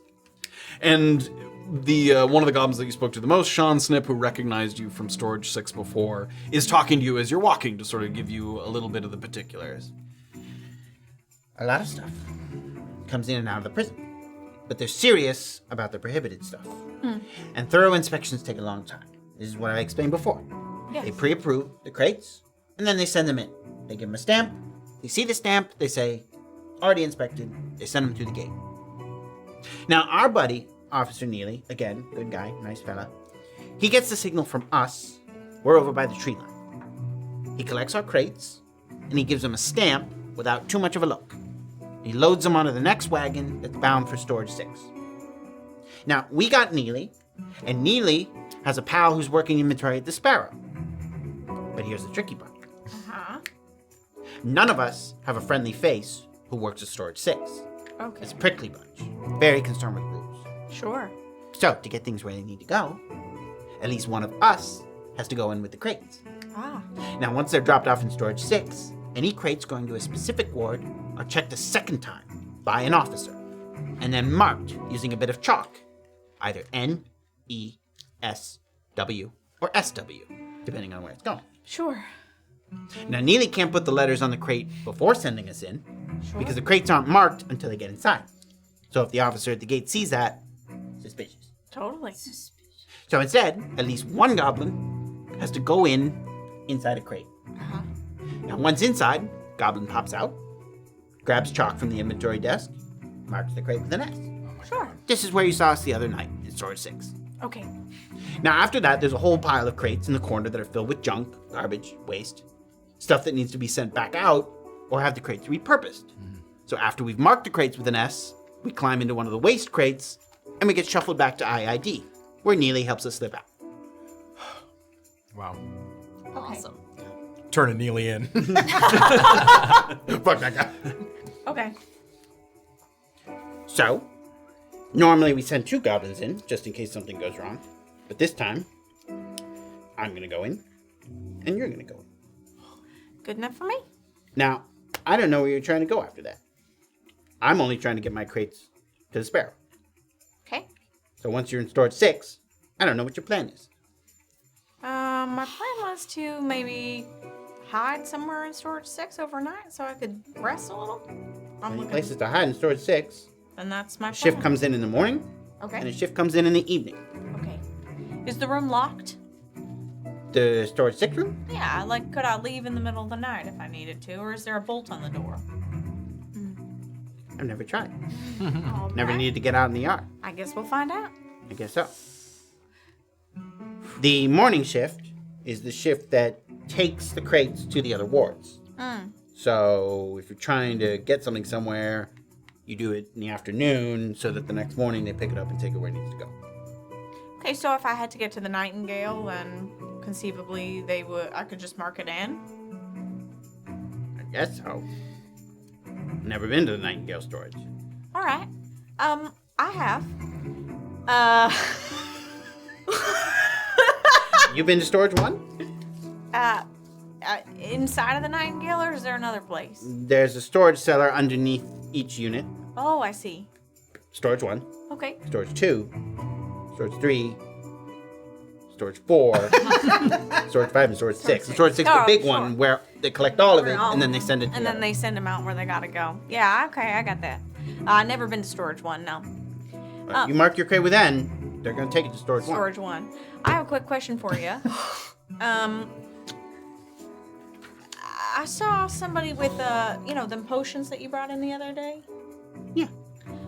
Did you ever bring in something like an invisibility potion? Yeah. Are they still in storage 6? No. Where are they? Sparrow, probably. That's where we send everything. It's the only person we know at the Sparrow. I get it. No, we're the All right. Okay.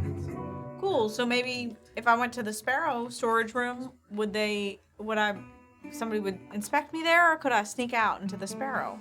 I mean, whoever's there is Neely's friend. Oh, all right. You don't know Neely's friend's name? We've never gone. We only deal with Neely. We go into storage 6, get out, get in the waste crate, we come out. Sorry, been a long day. I'm not following. That's okay. All right. Cool. All right. That's You good. can send yourself wherever you want to go. And then that's up to you. All right. Cool. Well, that's really good to know. I could postmark myself somewhere fun. Yeah. Okay. Just gotta get the chalk. Right on the crate. Right on the crate. Get in the crate. Cool. All right, and but one way they got us to storage 6, I would have time to rest until the morning before they sent me anywhere. You'd have to hide somewhere. Okay. And like I said, the morning shift takes the crates to the other storage. Sure.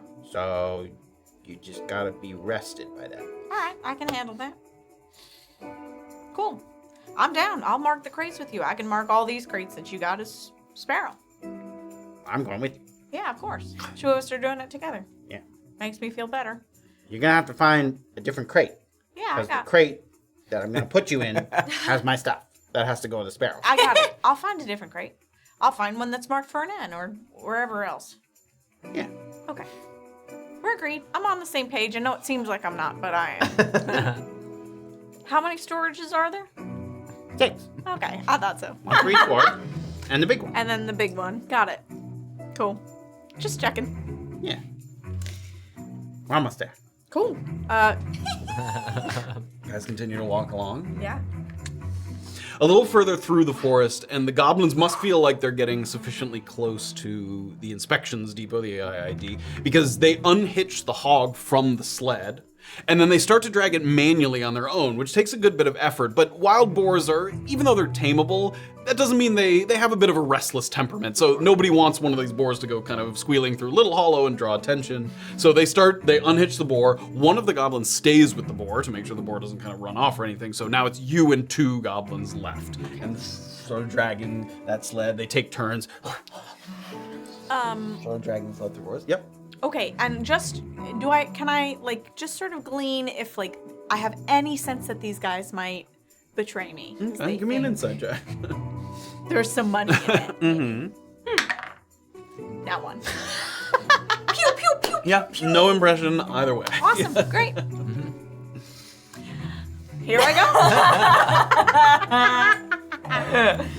As you start to move, you can see now that it's a little... They're able to leave the boar behind because it's easier to pull the sled now. Now that you're no longer in the wetlands, the ground is more even, it's less damp, it doesn't sink into the soil there. As they're creeping between the trees, Joy Pop, who was here with the other one, with Shansnip, as they sort of continue on forward, she indicates toward a larger building that's connected to what looks like a series of horse stalls, like a stable. Like it looks like a building with a stable attached next to it. And the place that you're looking at is obviously where horses and wagons can be kind of hitched up. There's a number of spots for it. There's some step stools, some pulleys, some rope systems, just increasing the ability to sort of onload and offload goods onto wagons and things like that. Okay. After pausing for a moment, Joy Pop shakes a low-hanging branch of a nearby elm tree. And it gets the attention of a human man that's seated in a rocking chair on the front sort of porch of the building that was pointed out to you. And he's pretty substantially built. He kind of has round cheeks, thinning hair. He's maybe in his kind of mid to late 50s. He has the broad but sort of unchiseled frame of a man who's perhaps kind of ex-military, but's now settled into a less demanding role as he's gotten older. Got a cop belly. Yeah, he's got kind of a hefty but still solidly built guy. Okay. And after kind of shaking the branch, you should probably get in the box. Yeah, I fucking should. Yeah. I think Neely's gonna want to risk smuggling live people. No, I'm gonna hop in whichever box you tell me. Sort of opens, pulls one of the crate lids open. It's gonna be cramped. That's fine. As you can see, the crates were meant to fit a goblin. I got it. Try to make as little noise as possible. I will. I'm gonna hop in. Give me an acrobatics check. Oh, come on. You sort of go in, break but everything in there. Ooh, yeah, baby. Acrobatics, 19. Great, Oh, a no, I'm little- sorry, 16. as you sort of slip in, you sort of contort yourself a little bit, and you get into kind of a thin ball where your knees are kind of up by your ears there. How long? And you give a look up, and you see the goblin face, and sort of put the lid over the top, and darkness all of a sudden there. No claustrophobia. Yep. So you're in the crate. So all that's happening now is you're just listening. You're just listening to the sounds. Oh my God. You hear some sounds of heavy footsteps getting closer.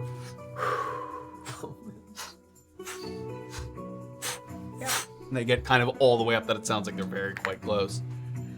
You're a little late, but we got a lot of shit going inside the fort today.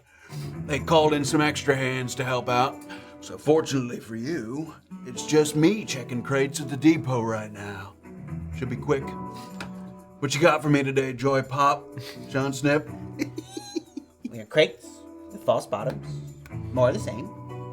Blues, basilisk, bottled rum. Mallory got word to us. She's already expecting it. Unfortunately, I got some bad news for you. See, seems we got something of a thief running loose in Little Hollow. Been a real problem. Wouldn't be surprised if some of that rum didn't make it to its destination. And if you hear reports of bottles that have mysteriously appeared in my personal storage locker, well, that's just a coincidence. A little bit of breakage is always built into the cost of business. You can hear one of the guys. Why don't I fetch you one now, so you don't have to go digging later when someone else might be coming by? Yeah, why don't you grab me one of them bottles before we go down? Oh my god. And your crate, Annabelle's like, the lid opens. So he's opening it his side, so you see, Chancellor's face. And he's trying to reach past you to get to like the false Can I, bottom like- of this crate. Give me an acrobatics. oh, come on, let's My go. God. Holy. Don't fart. Oh, what dice do I Just pick one. Just pick one. I can't take it. Acrobatics? Yeah. There you go. Ooh, 19. That's how you do it. He does like a little dumb show of like reaching into the crate, and you reach down below, and you feel like ting ting. Pull the bottle up to the top, and he sort of takes it out, sort of from in the crate, and then closes the crate again. Sort of darkness fills the crate. That's good. You coming in with me today? No, Sean Snip is your man. Alright. Well, we should be clear. Why don't you climb inside? We'll get you stamped up. If everything's running smooth, next wagon's set to make for the gates in under an hour. We'll add them to the pile. And you hear another crate kind of, and then another goblin. For at least an hour. My legs are going numb for sure. My God. Worth it. So there was 3 crates. So now you're in one, the goblin's in one, and there's a crate that has other stuff that's kind of in it. Great. And you start to hear some noises of this operation taking place. At first, you hear kind of the sled being dragged into the depot. Wow. A little bit of time passes, and you hear some kind of squeaking of pulleys, sort of rattling chains, as one of the boxes kind of lifts up, and your box, after a moment, lifts, and you get kind of dropped down on some kind of platform or something. After the pulleys go, you hear a number of sort of a recurring noise over and over again. And it sounds like crates being stamped with some kind of... Stabbing. Air holes. Yeah. I'm being stabbed. You hear the stamp being applied to the crates. And then quite a bit of time passes. You're sort of in there in the crate. The left side of my body, fully asleep. Pins and needles the whole time. She's just like... A horrible, horrible feeling. During this time, like, you can hear that it sounds like you don't ever hear Neely talking to anybody. So like he said, he seems to be the only person manning this at the time. And a couple times you hear him kind of humming to himself. A couple times you hear like clinking like... A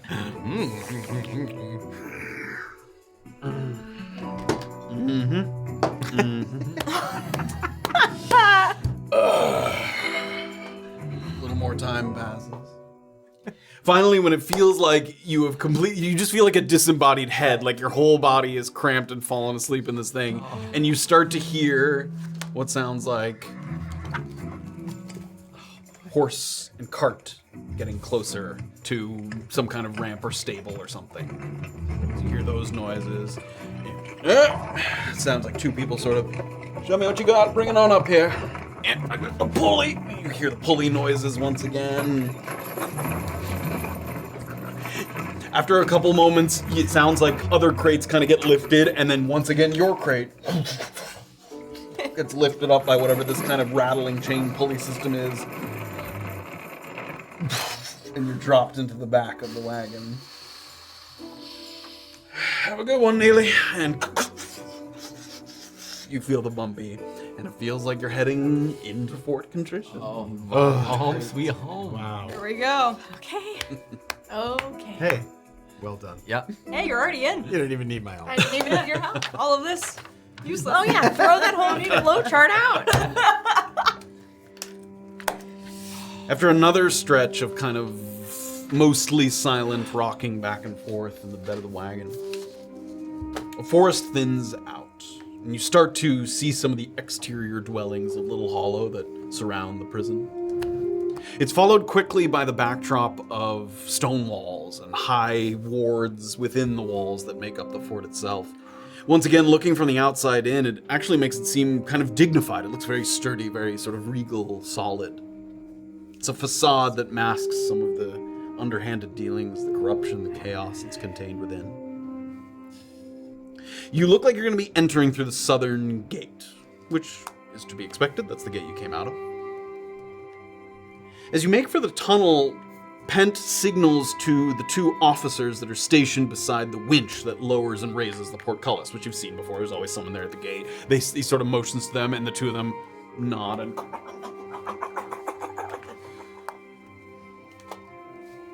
They move to turn the wheel as you'd expect.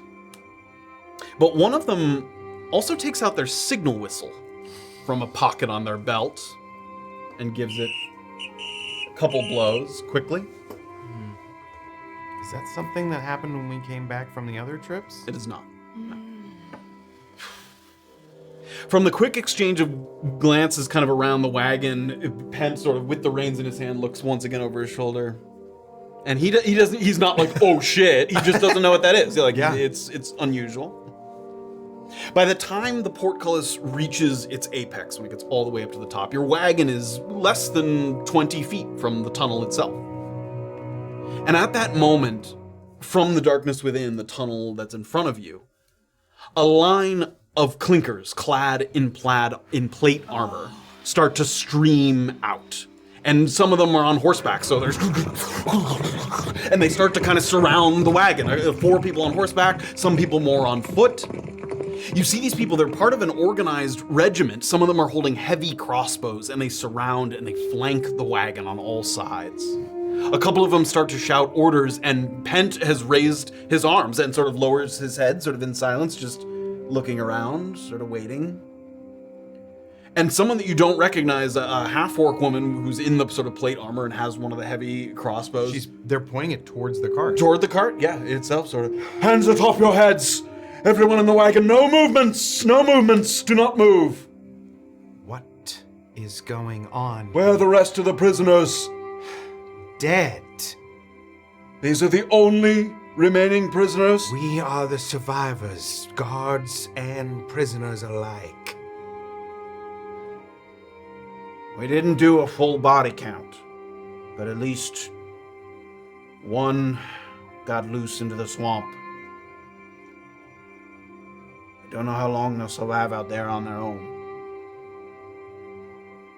And then you hear another voice from within the darkness of the tunnel. Was one of the survivors a young half-elf? Renward 3H, if that jogs your memory. And out of the darkness comes Philip Garland, who you recognize from before. And Penn sort of looks back.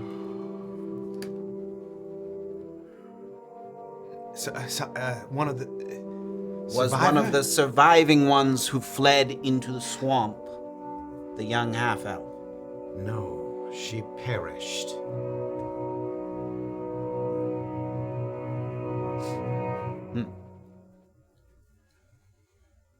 We had not the strength to pursue them, sir. It's fine. I do not blame you. Officer Stillwater, motioning to the sort of half-orc woman. Organize your unit into 2 search teams. We need to mount up and reach the marsh before darkness falls. And he gets a little closer to the front of the wagon there, so you guys can hear what he's saying, but he's clearly trying to speak a little more to Pent and me? Yeah, to Pent and to the 2 officers there. There was an ELM at the Nightingale. Seems little Miss 3H has a few tricks up her sleeve. If she did, she didn't show it out there.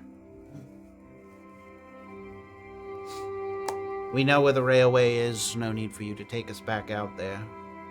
How far did you ever get from where the cart is stuck?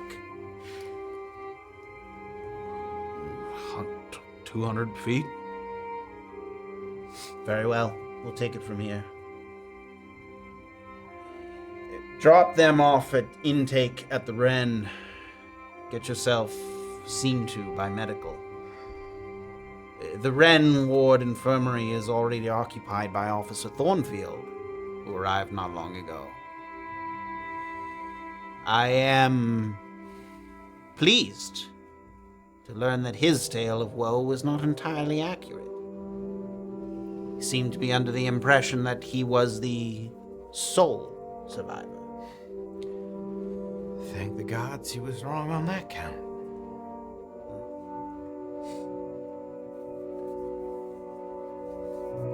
Officer Welker, step down for a moment, would you? I'm so tired. It will be but a moment. Step down. Come down off the carriage there. And he takes you just a little bit away. He's not walking too far. You have my apologies that your first days at the fort have been so eventful. I'm pleased to find you standing and in one piece. Officer Thornfield's report was less optimistic. How disturbing that must have been. After you've gotten yourself right, report to Officer Wells, your floor manager at the Wren. Between the ELM, the Casmays, and the attacks in Erkmarsh, we have a lot of officers performing multiple duties and operating out of position. And while I must ask the same of you, I'm putting you in a less demanding post. I'm gonna try to, take a deep breath and, stand up tall and say, whatever it is, I am up to the task. I promise that. I appreciate that, though no up to the task necessary. One of our patrolmen is part of Stillwater's emergency response unit. He motions to one of the people that's clad in armor. You don't recognize him. And another one of our patrolmen slipped and fell down the stairs, heading to the rooftops during the Casmay encounter. We need someone to patrol the grounds. Maybe walk the battlements. Are you up to it? Of course. Until the response unit returns, outdoor recreation is on hold for all wards, so there shouldn't be any excitement out there. Eventually, FCI will want individual reports from all officers that made it back through Urkmarsh, but we will get to that tomorrow. I'll collect my thoughts. Sort of looks at you. Get a change of clothes, wash your face, and then see Officer Wells. And Officer Welker, it's not always like this. Hang in there. Wouldn't want to get bored. And he's clad in armor as well. It looks like he's gonna go with this response unit that's heading back out into Urkmarsh, so this sort of more heavily armored. Imagine we just came back regular. Yeah. Would have been great. They didn't search the wagon. They seem to Yeah. take you, Yeah, at yeah. the word with a couple of people. But yes, they sort of are obviously in response mode here. So Penn is sort of at the front there, and he looks to you. You coming with us? Sorry. So they told. Did they tell us to put them back? Yeah, take them. Both of us. Yeah. All right. Do you think you can take them to the Wren on your own? I'm sure I'm up to it. Yes. If the infirmary at the Wren is occupied, I may try at the Sparrow.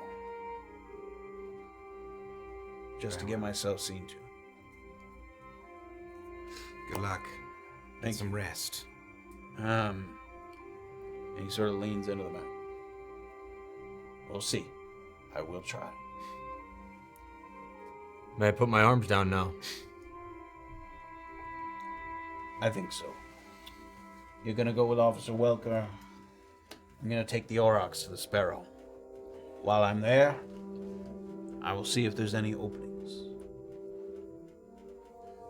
The words thank you seem fairly cheap, and thank you nonetheless.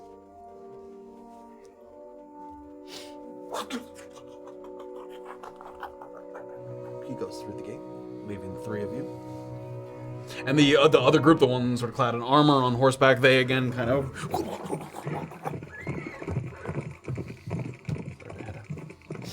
Did you tear off your hair and stick it to a corpse out there, maybe, or?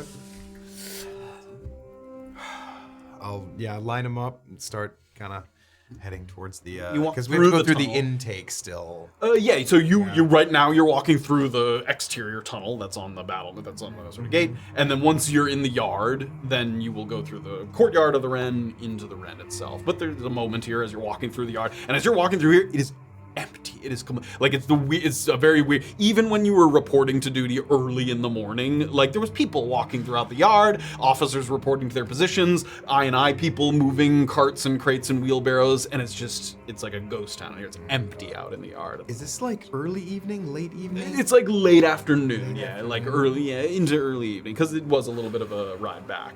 But yeah, All right. 5 o'clock. Annabel really did stir something up, didn't she? I guess so. I'm glad her hunch was right about not coming back here. Seems that way. Whatever she did when she was there must have been absolutely insane. Probably more than a spiky ball. So what's the plan here, team? I suppose I can pretend that the Wren Ward infirmary is already full and take you straight to the Sparrow. If you want to not be in the Wren. Wait, Thornfield's in the Wren, he said. Right Yes, now, he is. in the infirmary. I say we, rather than confront him right now. Are you up to that? What do you want from him? I want him to know that he failed. I don't know what else I want from him. Does he have any resources that can help you and Annabel with whatever in the hells you've got planned? If we have some safety, we could try talking to him. I would hope that the sight of us will scare him just enough Just enough to have the upper hand. To loosen him up. We've got to think specifics. Utilize whatever we can with the people that are in here. It sounds like what you two are trying to achieve. It's gonna require some finessing. At least it's quiet. Things are spread thin. That is to our advantage. Say he is loosened up. What would you want from him? Did you tell us that he had that rod? Yes. He has a rod. He has a physical Rod. He has a physical rod. It's big. Right. Fits Okay. right in. Okay. He's got something. Sticks it in the wall sometimes. He's got something that will help access the places I'd like to get in the mink. That sounds like something you could coax out of him. Anything else? I'd love to know more about the mechanisms. I was hoping to ask Fleck about that, but That road is shut. What else is there? maybe he'll know who does know, if he doesn't. Pardon my brazenness, but we're wrapping this up in the morning. Can we go to Thornfield now? Get this from him now. I say we do go there now, yes. Yes. There's also... Right. TC, there's also Officer Duffin in our ward. We already have a rapport. We've relied on each other. He might be able to help us in some way. I can give him something that he might want. He doesn't know you're here undercover, though, does he? No, but obviously I'm not gonna turn him in if he's gonna do me one. Right. And then there's Tamara. If you can get her off of her, whatever those little goggles were, and you need someone to get in and get out of something, she can do that. I don't know how much chaos you're trying to ensue here, but I'm just listing the few things that Illien and I have got going for us here. Right. There's also 2 potions in the storage system in the basement. There's- Down where they took you to beach up. Yeah, there's a full like brick in the wall. There's 2 potions. One is a truth serum, which I don't know if you're gonna have much luck with, but one I didn't know what it was. All right. It didn't look like what he described, did it? No. No. That would be wild. After Thornfield, all I have going for me is, I don't know if you've met Corbin above me. I don't know how long he's been here, but I'll see if I can get any information out of him and you can check back in with me. All right. I need to know the heart of that machine. What's this machine? You've got it. The colloided, as I said, the The colloided mithril? mithril. Got it. It's I was in the working walls. with keys. I'm sorry. I was. Oh, it's all right. The key might have some in it as well. That's what turns the mechanisms to open and close the gates down there. But the whole thing, the walls are filled with colloided mithril. Okay, And and if then they were shocked somehow, it the explodes. gate, And so you explosion, event, I imagine and I hope that the gates blow open and stay that way for long enough for me to do what I want. And then what? No, I'm not trying to be cheeky. Like literally step by step, and then what? are you And then I have a conversation, maybe, with who I was bid to come here and talk to. You're gonna talk to her? Like in the rubble of the Menk? Rubble. well, how big is this explosion? Yeah, you're blowing this shit up, and then you're just gonna sit down and have a the cup of tea. doors open. The explosion is just the doors opening, the gates. Oh, okay. This was the door blowing off its Yeah, engines. the doors go, whoa. And then you release all the magic users to get out safely? Like, what's after that? That sounds wild. That sounds like what Annabel had in mind.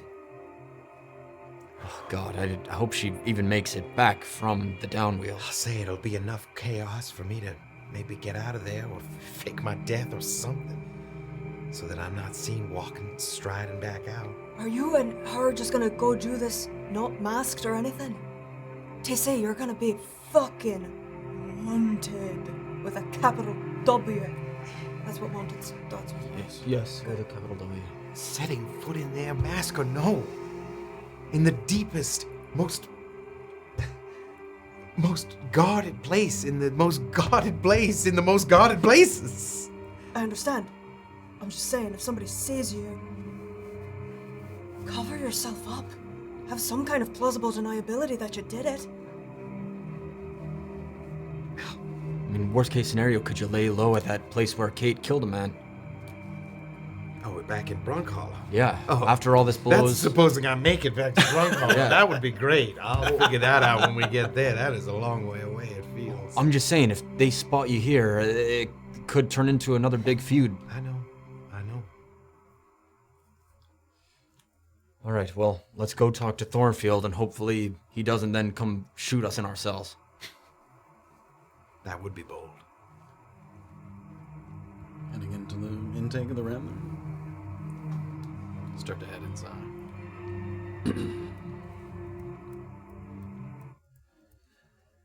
When last you returned to the Ren, it was on the heels of Illien's injury that saw him fully unconscious and sapped of strength. And now it's following a ferocious sprawl in the bog.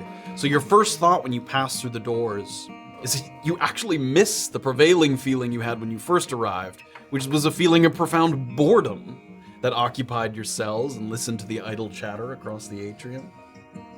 You can tell right away that the ward feels a little understaffed. You could wave through the sort of intake courtyard very easily. They see that they're still in chains and they seem to be aware of the situation. Waved inside. You see that some combination of people pulled for Garland's response unit, the fact that Fleck, is missing, Destiny's missing, Pent is over at the Sparrow, Thornfield might be in the infirmary, all of those, in addition maybe some people that were seeing to the burial or disposal of anybody that was killed in the Casme attack. Additional backup that may have been called to the Nightingale following an ELM. All of these contributing factors, you're not sure necessarily which is which, but all of these things have led to a very empty atmosphere. The Ren Ward just has way less people walking around it than you're used to. And the guards that you do see kind of hustle by. They seem to have very specific tasks. One sort of carrying sort of a satchel that's full of some supplies and gives TC a little officer, sort of scoots on by. So everybody's sort of on patrol. Nobody's idling at the moment. Everybody's got business. Or they're somewhere else. They're not here at the Ren. Two officers that seem to have taken on sort of a patrol or observational role while the ranks are very thin are two men that are leaning on the staircase railing that leads down to the lower basement level. They're not down, they're not like heading down, but they're on that railing so that they can look up and see all the interior walls of the cells. It's basically kind of a makeshift way of keeping an eye on the prisoners. Normally, you have people like TC and Fleck and several others who literally walk each floor. You walk in, peek into the cells, make sure no one's doing anything, but they don't have enough people to do that right now. So right now they have two people in the middle that are keeping their eye on all of the sort of interior workings of the atrium here at the Ren. The two people that you see are a dwarven man with an eye patch. This is Officer Wells. This is the sort of floor manager here at the Ren. And the other is a kind of gawky elf with a meager attempt at a mustache, and Doxley recognizes this man. Speak of the devil, this is Officer Duffin, who's here with Officer Wells. Now that's the one that literally undid your... Loosened her shackles, yeah. Though he was the one who helped her out of a jam the day before. It wasn't totally out of the kindness of his heart. He did find himself in a bind and was looking for a little bit of help there. But those are the two people that seem to have been assigned to sort of keep watch as best they can. So you come in here and you have your pick, you've been told to sort of see them back to their cells, but you know where the infirmary is. The two of them haven't seen you guys yet. They're very much sort of pointing. And it's louder in here too than normal because the prisoners know there's less supervision. So you hear people kind of shouting to each other. At one point you even see someone sort of reach out and maybe even toss like a cigarette or something to somebody else that they catch, and like you can tell they have to pick their battles right now. Yeah. They just don't have the manpower. So people are it's a little rowdier in here. It's a good time to be alive. Riot! So you're standing there. They haven't noticed you come in. Where would you like to go? Will we have to go past them to go to the infirmary? No. You can turn down the hallway and head there.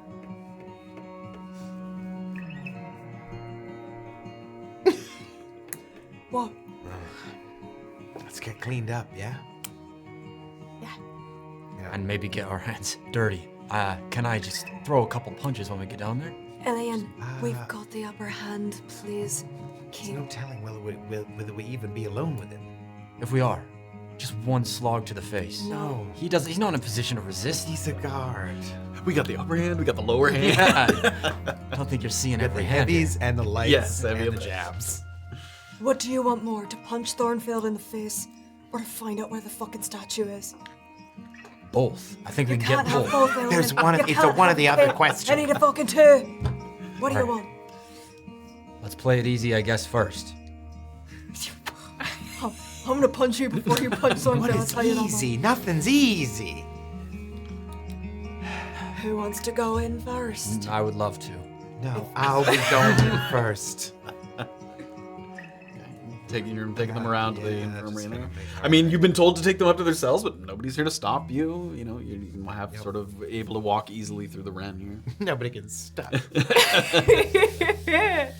You step back you take a couple lefts, you step back into the infirmary waiting area. And it comes with a little bit of a bitter taste because it was here that things started to feel like they were spiraling out of control. Just after a nice competitive game of yardball that seemed to raise everybody's spirits. Today. Before we go into the door, there's one more thing I want to say. But say what Okay. you want to say. Okay. Do No, it's okay. What did I you just want looked to at say? my notes. Tell him there's a fifth person on the red team. Tell him there's somebody that's not us. Even if he kills all of us, there's somebody on the outside That we've already shared with. shared with. Somebody else. Just, if it comes up. All right. Anyway, sorry. That's a lot like Mom's way of doing things. That's very smart. Yeah. Say that fucking Kate's out there. I don't know. I don't give a shit. Someone. All right.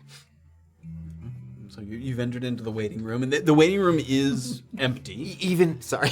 I'm sorry, I should have brought this up sooner. Maybe even Indira, who's already out in the wind. Indira's been here for too long. A not known party. We shouldn't reveal who this person is because they don't exist. Mystery Even person. Yeah, mention question it mark. offhand. Mention it offhand. Be like, oh, there's 5 of us. Let him figure it out. Don't say it too obvious. yeah. Don't overplay your hand. Just be a nice little quiet secret. There's 5 of us, 5 Indiras. I killed both of them. 5, and I killed them all. I killed Indira and Indira, and I'm working with Indira. Oh, I'm gonna cry. So you step into the waiting room, and the exam room door where Illien was sort of treated is closed at the moment. Okay. But you can hear some very muffled conversation coming from within. The walls are too thick to make out any kind of specifics, but you can tell that someone's talking within that room. You also would estimate, I mean, there was a little bit of time after, but Thornfield couldn't have gotten here that much ahead of you. Like, even if he was moving at a decent pace, like, 20, maybe 30 minutes if he was really scooting. Like, you guys weren't moving quickly on the Aurochs, but you didn't take that much time before you left Urkmarsh. So, he hasn't been here for that long. So that thought kind of crosses your mind, but you can hear some muffled talking in there. So you're in the quiet of the waiting room at the moment. Knowing, I heard the dog. I met the dog. Yeah, you've met Rumler. Do I recognize it maybe being his voice in Thornfield? It's too hard. It's a very thick door. I mean, you can't tell that for sure. V-T-D. Very thick door. Swing these doors open like saloon doors. like, No, more like Aragorn. oh, that's it. Ooh. With the sweat and Do it. blood. Do it. I will. Make an athletics check. Okay. Doctors be like, I'm not part of that. I want to wait for a little bit and maybe just try to listen at the door first. Okay, give me a perception check. It's tough, but yeah. maybe. Just like a second. 15. 15. I'll say that's enough to think that you recognize the low timbre of Rumler's voice, but you cannot understand what he's saying. So it sounds like Thornfield and Rumler are talking to each other. Sounds like the doc is in there with him. Great, let's go talk to him. With the dog inside? Yeah. Well, wait we'll for him to dismiss leave? the doc once we get inside. We'll dismiss we're there the to meet prisoners. the Will dismiss the doctor from his own We have to speak with infirmary? Thornfield about a very important mission where everyone died and we came back. Illien. Very sensitive information. According to the doctor, we would be here to get his help because we just came from that mission. Yes, we'll get his help once we finish talking about the sensitive information with Thornfield. We can invite him back in and he can do what he's won. Wait, is that what you're talking about? What are you talking about? As you guys are talking, it looks like the sort of handle of the door is starting to move there, and you can hear the voices. All right, we'll just pretend that we're still on our way in. Yeah. The door shifts open, And he's facing away because he's still talking to M.O. Rumler, but you do see Thornfield start to emerge. Thank you, Doc, very much. And right away, as you look at Thornfield, he's sporting a series of bandages and bruises and things that maybe weren't there when you last saw him. Wow. Like perhaps some self-inflicted injuries as a way to sell the deception a little bit. Like he's got a bandage wrapped around his arm, he's got a little pad that's on his neck that's sort of like sort of stuck to his neck there. Wow. So yeah, he has a couple of things there.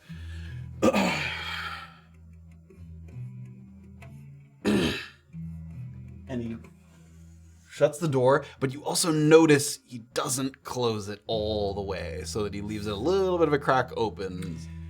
Why don't you close it for now? Rumler's coming out in a moment. Thank the gods. I thought I was the only one to escape that mess. Why don't we debrief on our own terms? And I'm gonna walk over and I'm gonna try to go to close the door. Okay. He sort of steps in front. You're gonna have to kind of push past him. Will you try and do that? All right. Give me an athletics check. Do it, Discy. 14. He doesn't sort of forcefully stop you. He just steps in front of it so that it's like behind his back. I'm sure whatever you're thinking, you are mistaken. I was fighting right there alongside you. The battle took me to the opposite end of the train car. You fucking Illien. God. I am ashamed to say that I did not see you standing your ground. Otherwise, I would have returned to the fray. I thought it important that they know what happened back here at the fort. So I retreated. I wish now that I had stayed to see the mission through.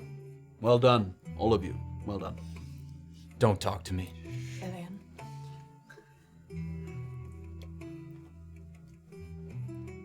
Are you here to see Rumler? We are here to patch ourselves up, yes. Well, he's available now. So. I'm gonna, if he's by the docks door, I'm gonna kind of back up to where I'm kind of in front of the exit door. Mm-hmm. But I do think there's some more that we should talk about before you leave. Well, please. The details of the attack in the swamp. Why don't you have a seat? I know it's been a long day for all of us. He opens the door back. Rumler, I'm just going to have a seat out here, but I think someone's going to be coming to patch themselves up in just a moment. He closes it.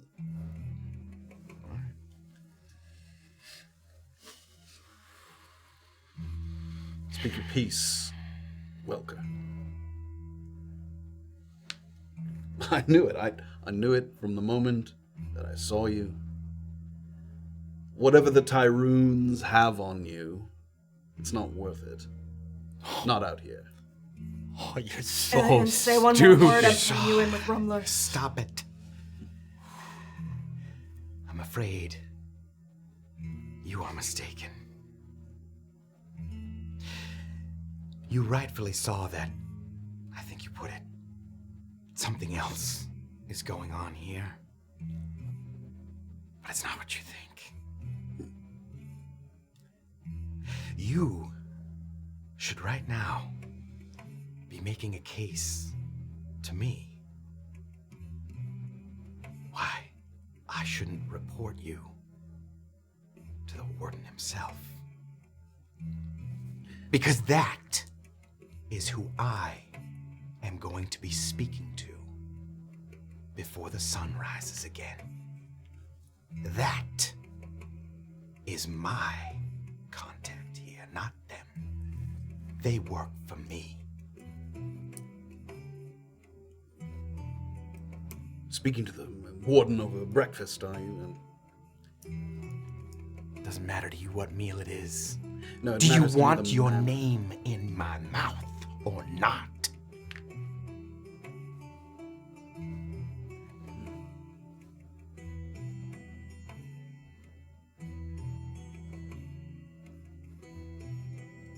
And what purpose do they play in this? Eh? I suppose you didn't bring them here as backup muscle? Here to stand me down from the corner? You just have them tag along wherever you go? On a mission such as mine, it is good to have your fingers in each pie, is it not? Find out which holes have cracks from the outside of the cells as well as the inside. Give me a intimidation check first. And then? And then what's your AC? Is that another one? That's another one. Okay, what's your AC? You don't have inspiration or anything, or No. You see that there is a flash of concern, however, he's reasonably, he's got his fingers in a lot of pockets, he's got his, he's in a lot of places, and he has yet to see confirmation that might be true. Like, that's easy to say that currently at the moment. Yep. Again, not easy to say, but that's a bold claim without an obvious, an obvious evidence to back that up. Yeah.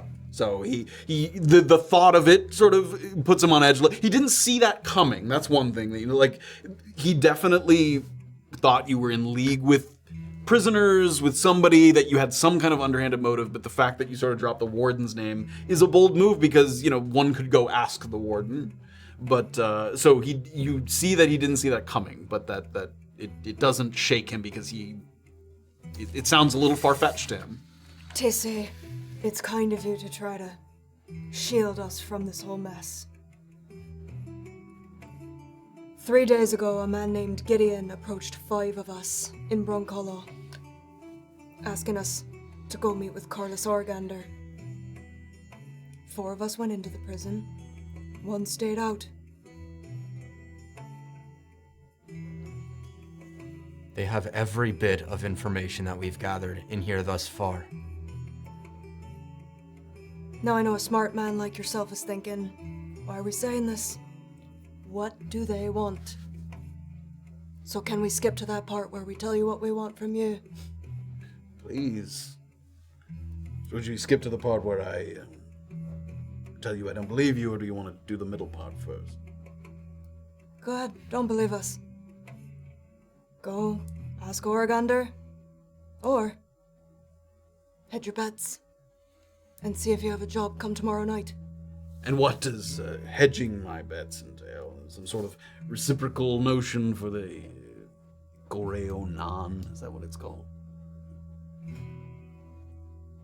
So short-sighted.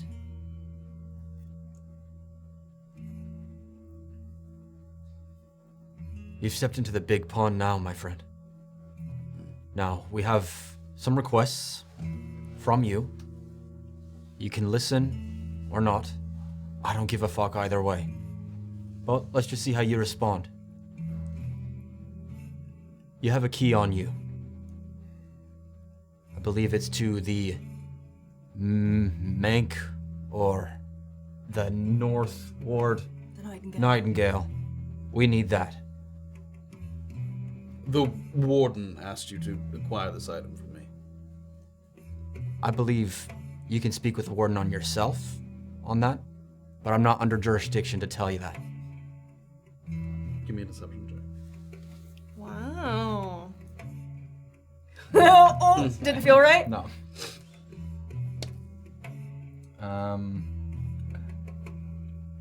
It's gonna be a 15.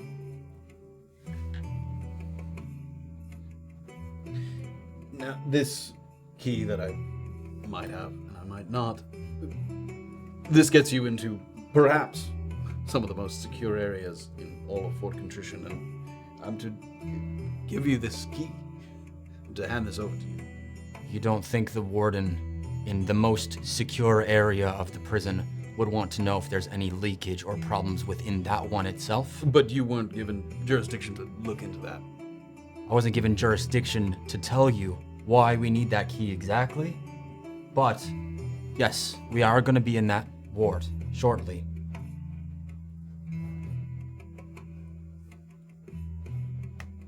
What's to stop you, eh? From, if I were to give you the key, from simply saying, look at this man. He handed over the key to one of the most secure wards in the entire prison. Not fit for duty. The charade stays up until tomorrow morning. Until then, TC here will be holding that key, and we'll be getting some keen information. As far as you're concerned, we're just prisoners till the morning.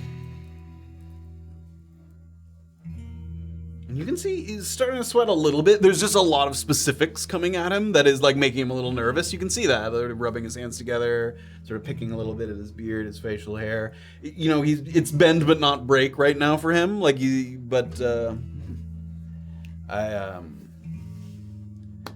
think I'll take my chances with the warden. Thank you. You saw what we were able to surmount out there. And you can see why the warden would entrust something like this to us, no? You were given an awful lot of assignments in your first couple of days, Officer Welker. That's what made me think. That's what made me think that you were well connected within the prison. In some way or another. Anyway. I wonder if you'd let me pass. Might I have one more word? Oh, please. You've said so much. As much as I fucking despise men like you, we are giving you one opportunity now to not be sent to prison for the rest of your life. Once the warden knows what we know and where you have your hands, it's all over for you, Thornfield. Can you look beyond the fence just for a moment? Or are you too short-sighted? One lie has already been uncovered by the fact that we stand here. Your reputation is dwindling. Do not make the mistake of thinking that this was some grand conspiracy, eh? I was given You're right. charge. It was a shitty conspiracy, and you fucked even that up. Call it what you like. I deem the task more dangerous than my superiors initially believed, rightfully, I might add. And so, given my limited resources, I commissioned a team consisting of several individuals of questionable merit. Because I knew at the end of the day, they would thank me for not losing anyone integral to our operation. Thornfield the hero.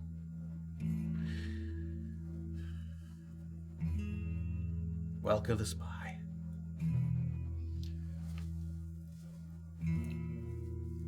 All right. Sounds like he's laid his lot. See you never, Thornfield. Because you'll be rotting in fucking prison. One last offer. Sure, pile it on. Absolutely. Happy to. Hammerdust is another name we were gonna give to the warden. If he doesn't have a job come tonight, you give us the fucking key. And we'll make sure the Hammerdust, his name gets to the warden. Tonight. So Hammerdust is a nobody. Just another sullied name that we were ready to give. Hammerdust no longer works here by midnight. That's what you're telling me. Mm-hmm. Just to show you that we're not full of shit. Okay. Sure, yeah. If Hammerdust no longer works here by midnight, we'll talk. Okay? Does that seem true? Give me an insight check.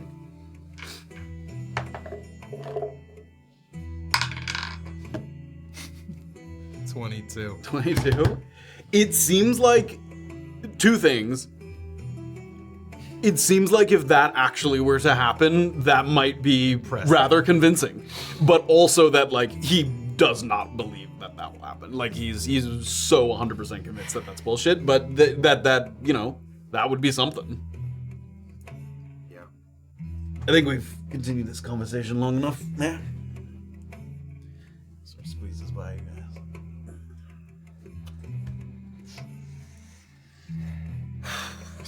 tight. Close the door behind him. We gotta get Hammerdust fired. Who the fuck is that? Hammerdust is somebody at I&I. I offered to bribe him with something. He took the bait, but I didn't have what he wanted. So I don't feel bad about throwing his name out there. But if we give him that name, now... How am I supposed to get that to the warden tonight? I don't know about tonight. If we can get it to Gideon, somebody that we can trust to get it done. Say he's planning something fierce, and he needs to go now, and it couldn't wait till morning or something. But we need to know. He's got to see we have flex. I'm gonna take out like the colloided mithril. Mm-hmm. Yeah, a little canister that you slipped into your pocket there, yeah. I could say I got this often. Nobody's supposed to have this. Bingo. Put it back. We're cooking.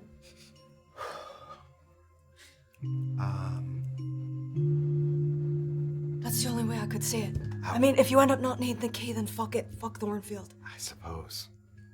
I don't know what you need. And I need to know more about the mechanism, but I couldn't ask him that. It'd be ridiculous. Last case scenario, you do have Tamara. She can get past those gates. I don't know how far it is to get to that mechanism or those people downstairs, but she might be able to help you.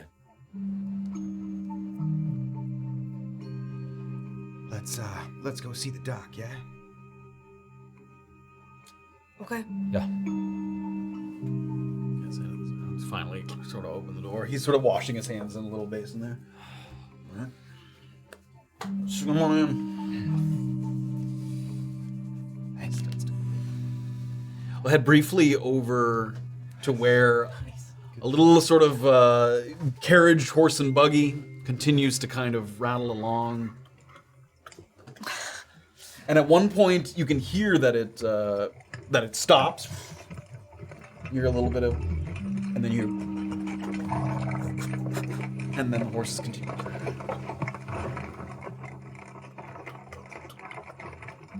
A little bit further. Comes to a stop again. A little bit of muffled speaking as well. It sounds like a couple more ropes get kind of pulled around boxes and things, and 1, 2, 3, and you feel your crate get lifted, and it's a little kind of rickety back and forth. It feels like someone's going down steps, like if you. Oh my god! And the lid is kind of boom, boom, bopping you on the top of the head, and finally. All right, I think that's the last one. Come on.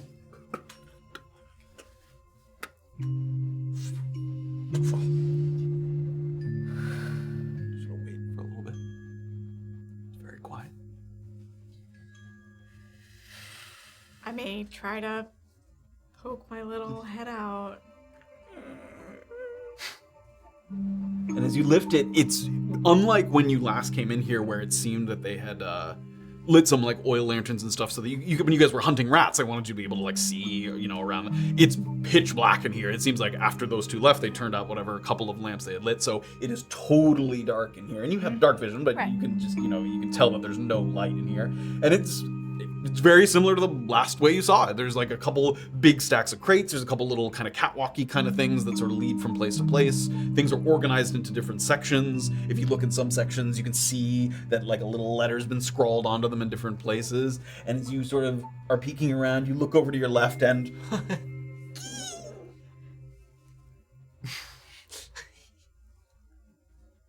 and you see him. And he points over to, and you guys saw this as well, last time you were down here, Thornfield was actually kind of rifling through it. There's like a desk here that has like ledgers and books and things. And there's like a sort of rack there that has a number of writing implements. There is a bunch of quills and ink and stuff, but there also is some large sort of heavy pieces of chalk that seem to be used to mark these kinds of crates. So you see that. I'm gonna let him get out first.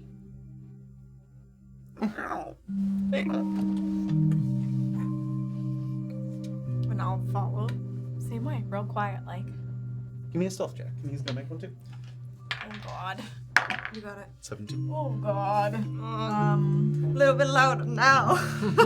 11. Just because you're bigger than goblin size, it takes a little like Yeah, and my whole side is fully asleep.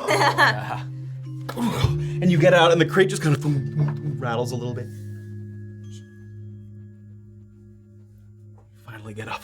You can like finally shake out your arm a little bit. Oh, your neck is killing you after like sitting in that crate for almost an hour. And you see him kind of go over. He looks through and selects kind of a piece of chocolate. I'll take I'll go over to mine and write.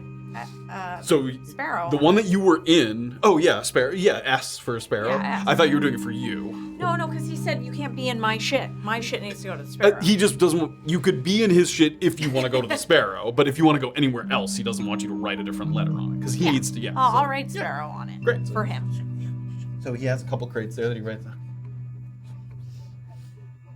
So where are you going? Somewhere to hide, I guess, and have a rest. All right. Where would you go? I'm going to the refuse crates. Okay. I go back out. Okay, where would you go if you wanted to hide for longer? Oh, You know this place better than me, so I take your recommendation. back left corner. Great. There's a little spot between the crates and the wall. Okay. I think one of the people you were with saw one of us back there. He did, yeah. He did. So it's not perfect. That's true. That's the best I got. hiding spot. Okay. Or I saw someone there. find a really big crate. Okay.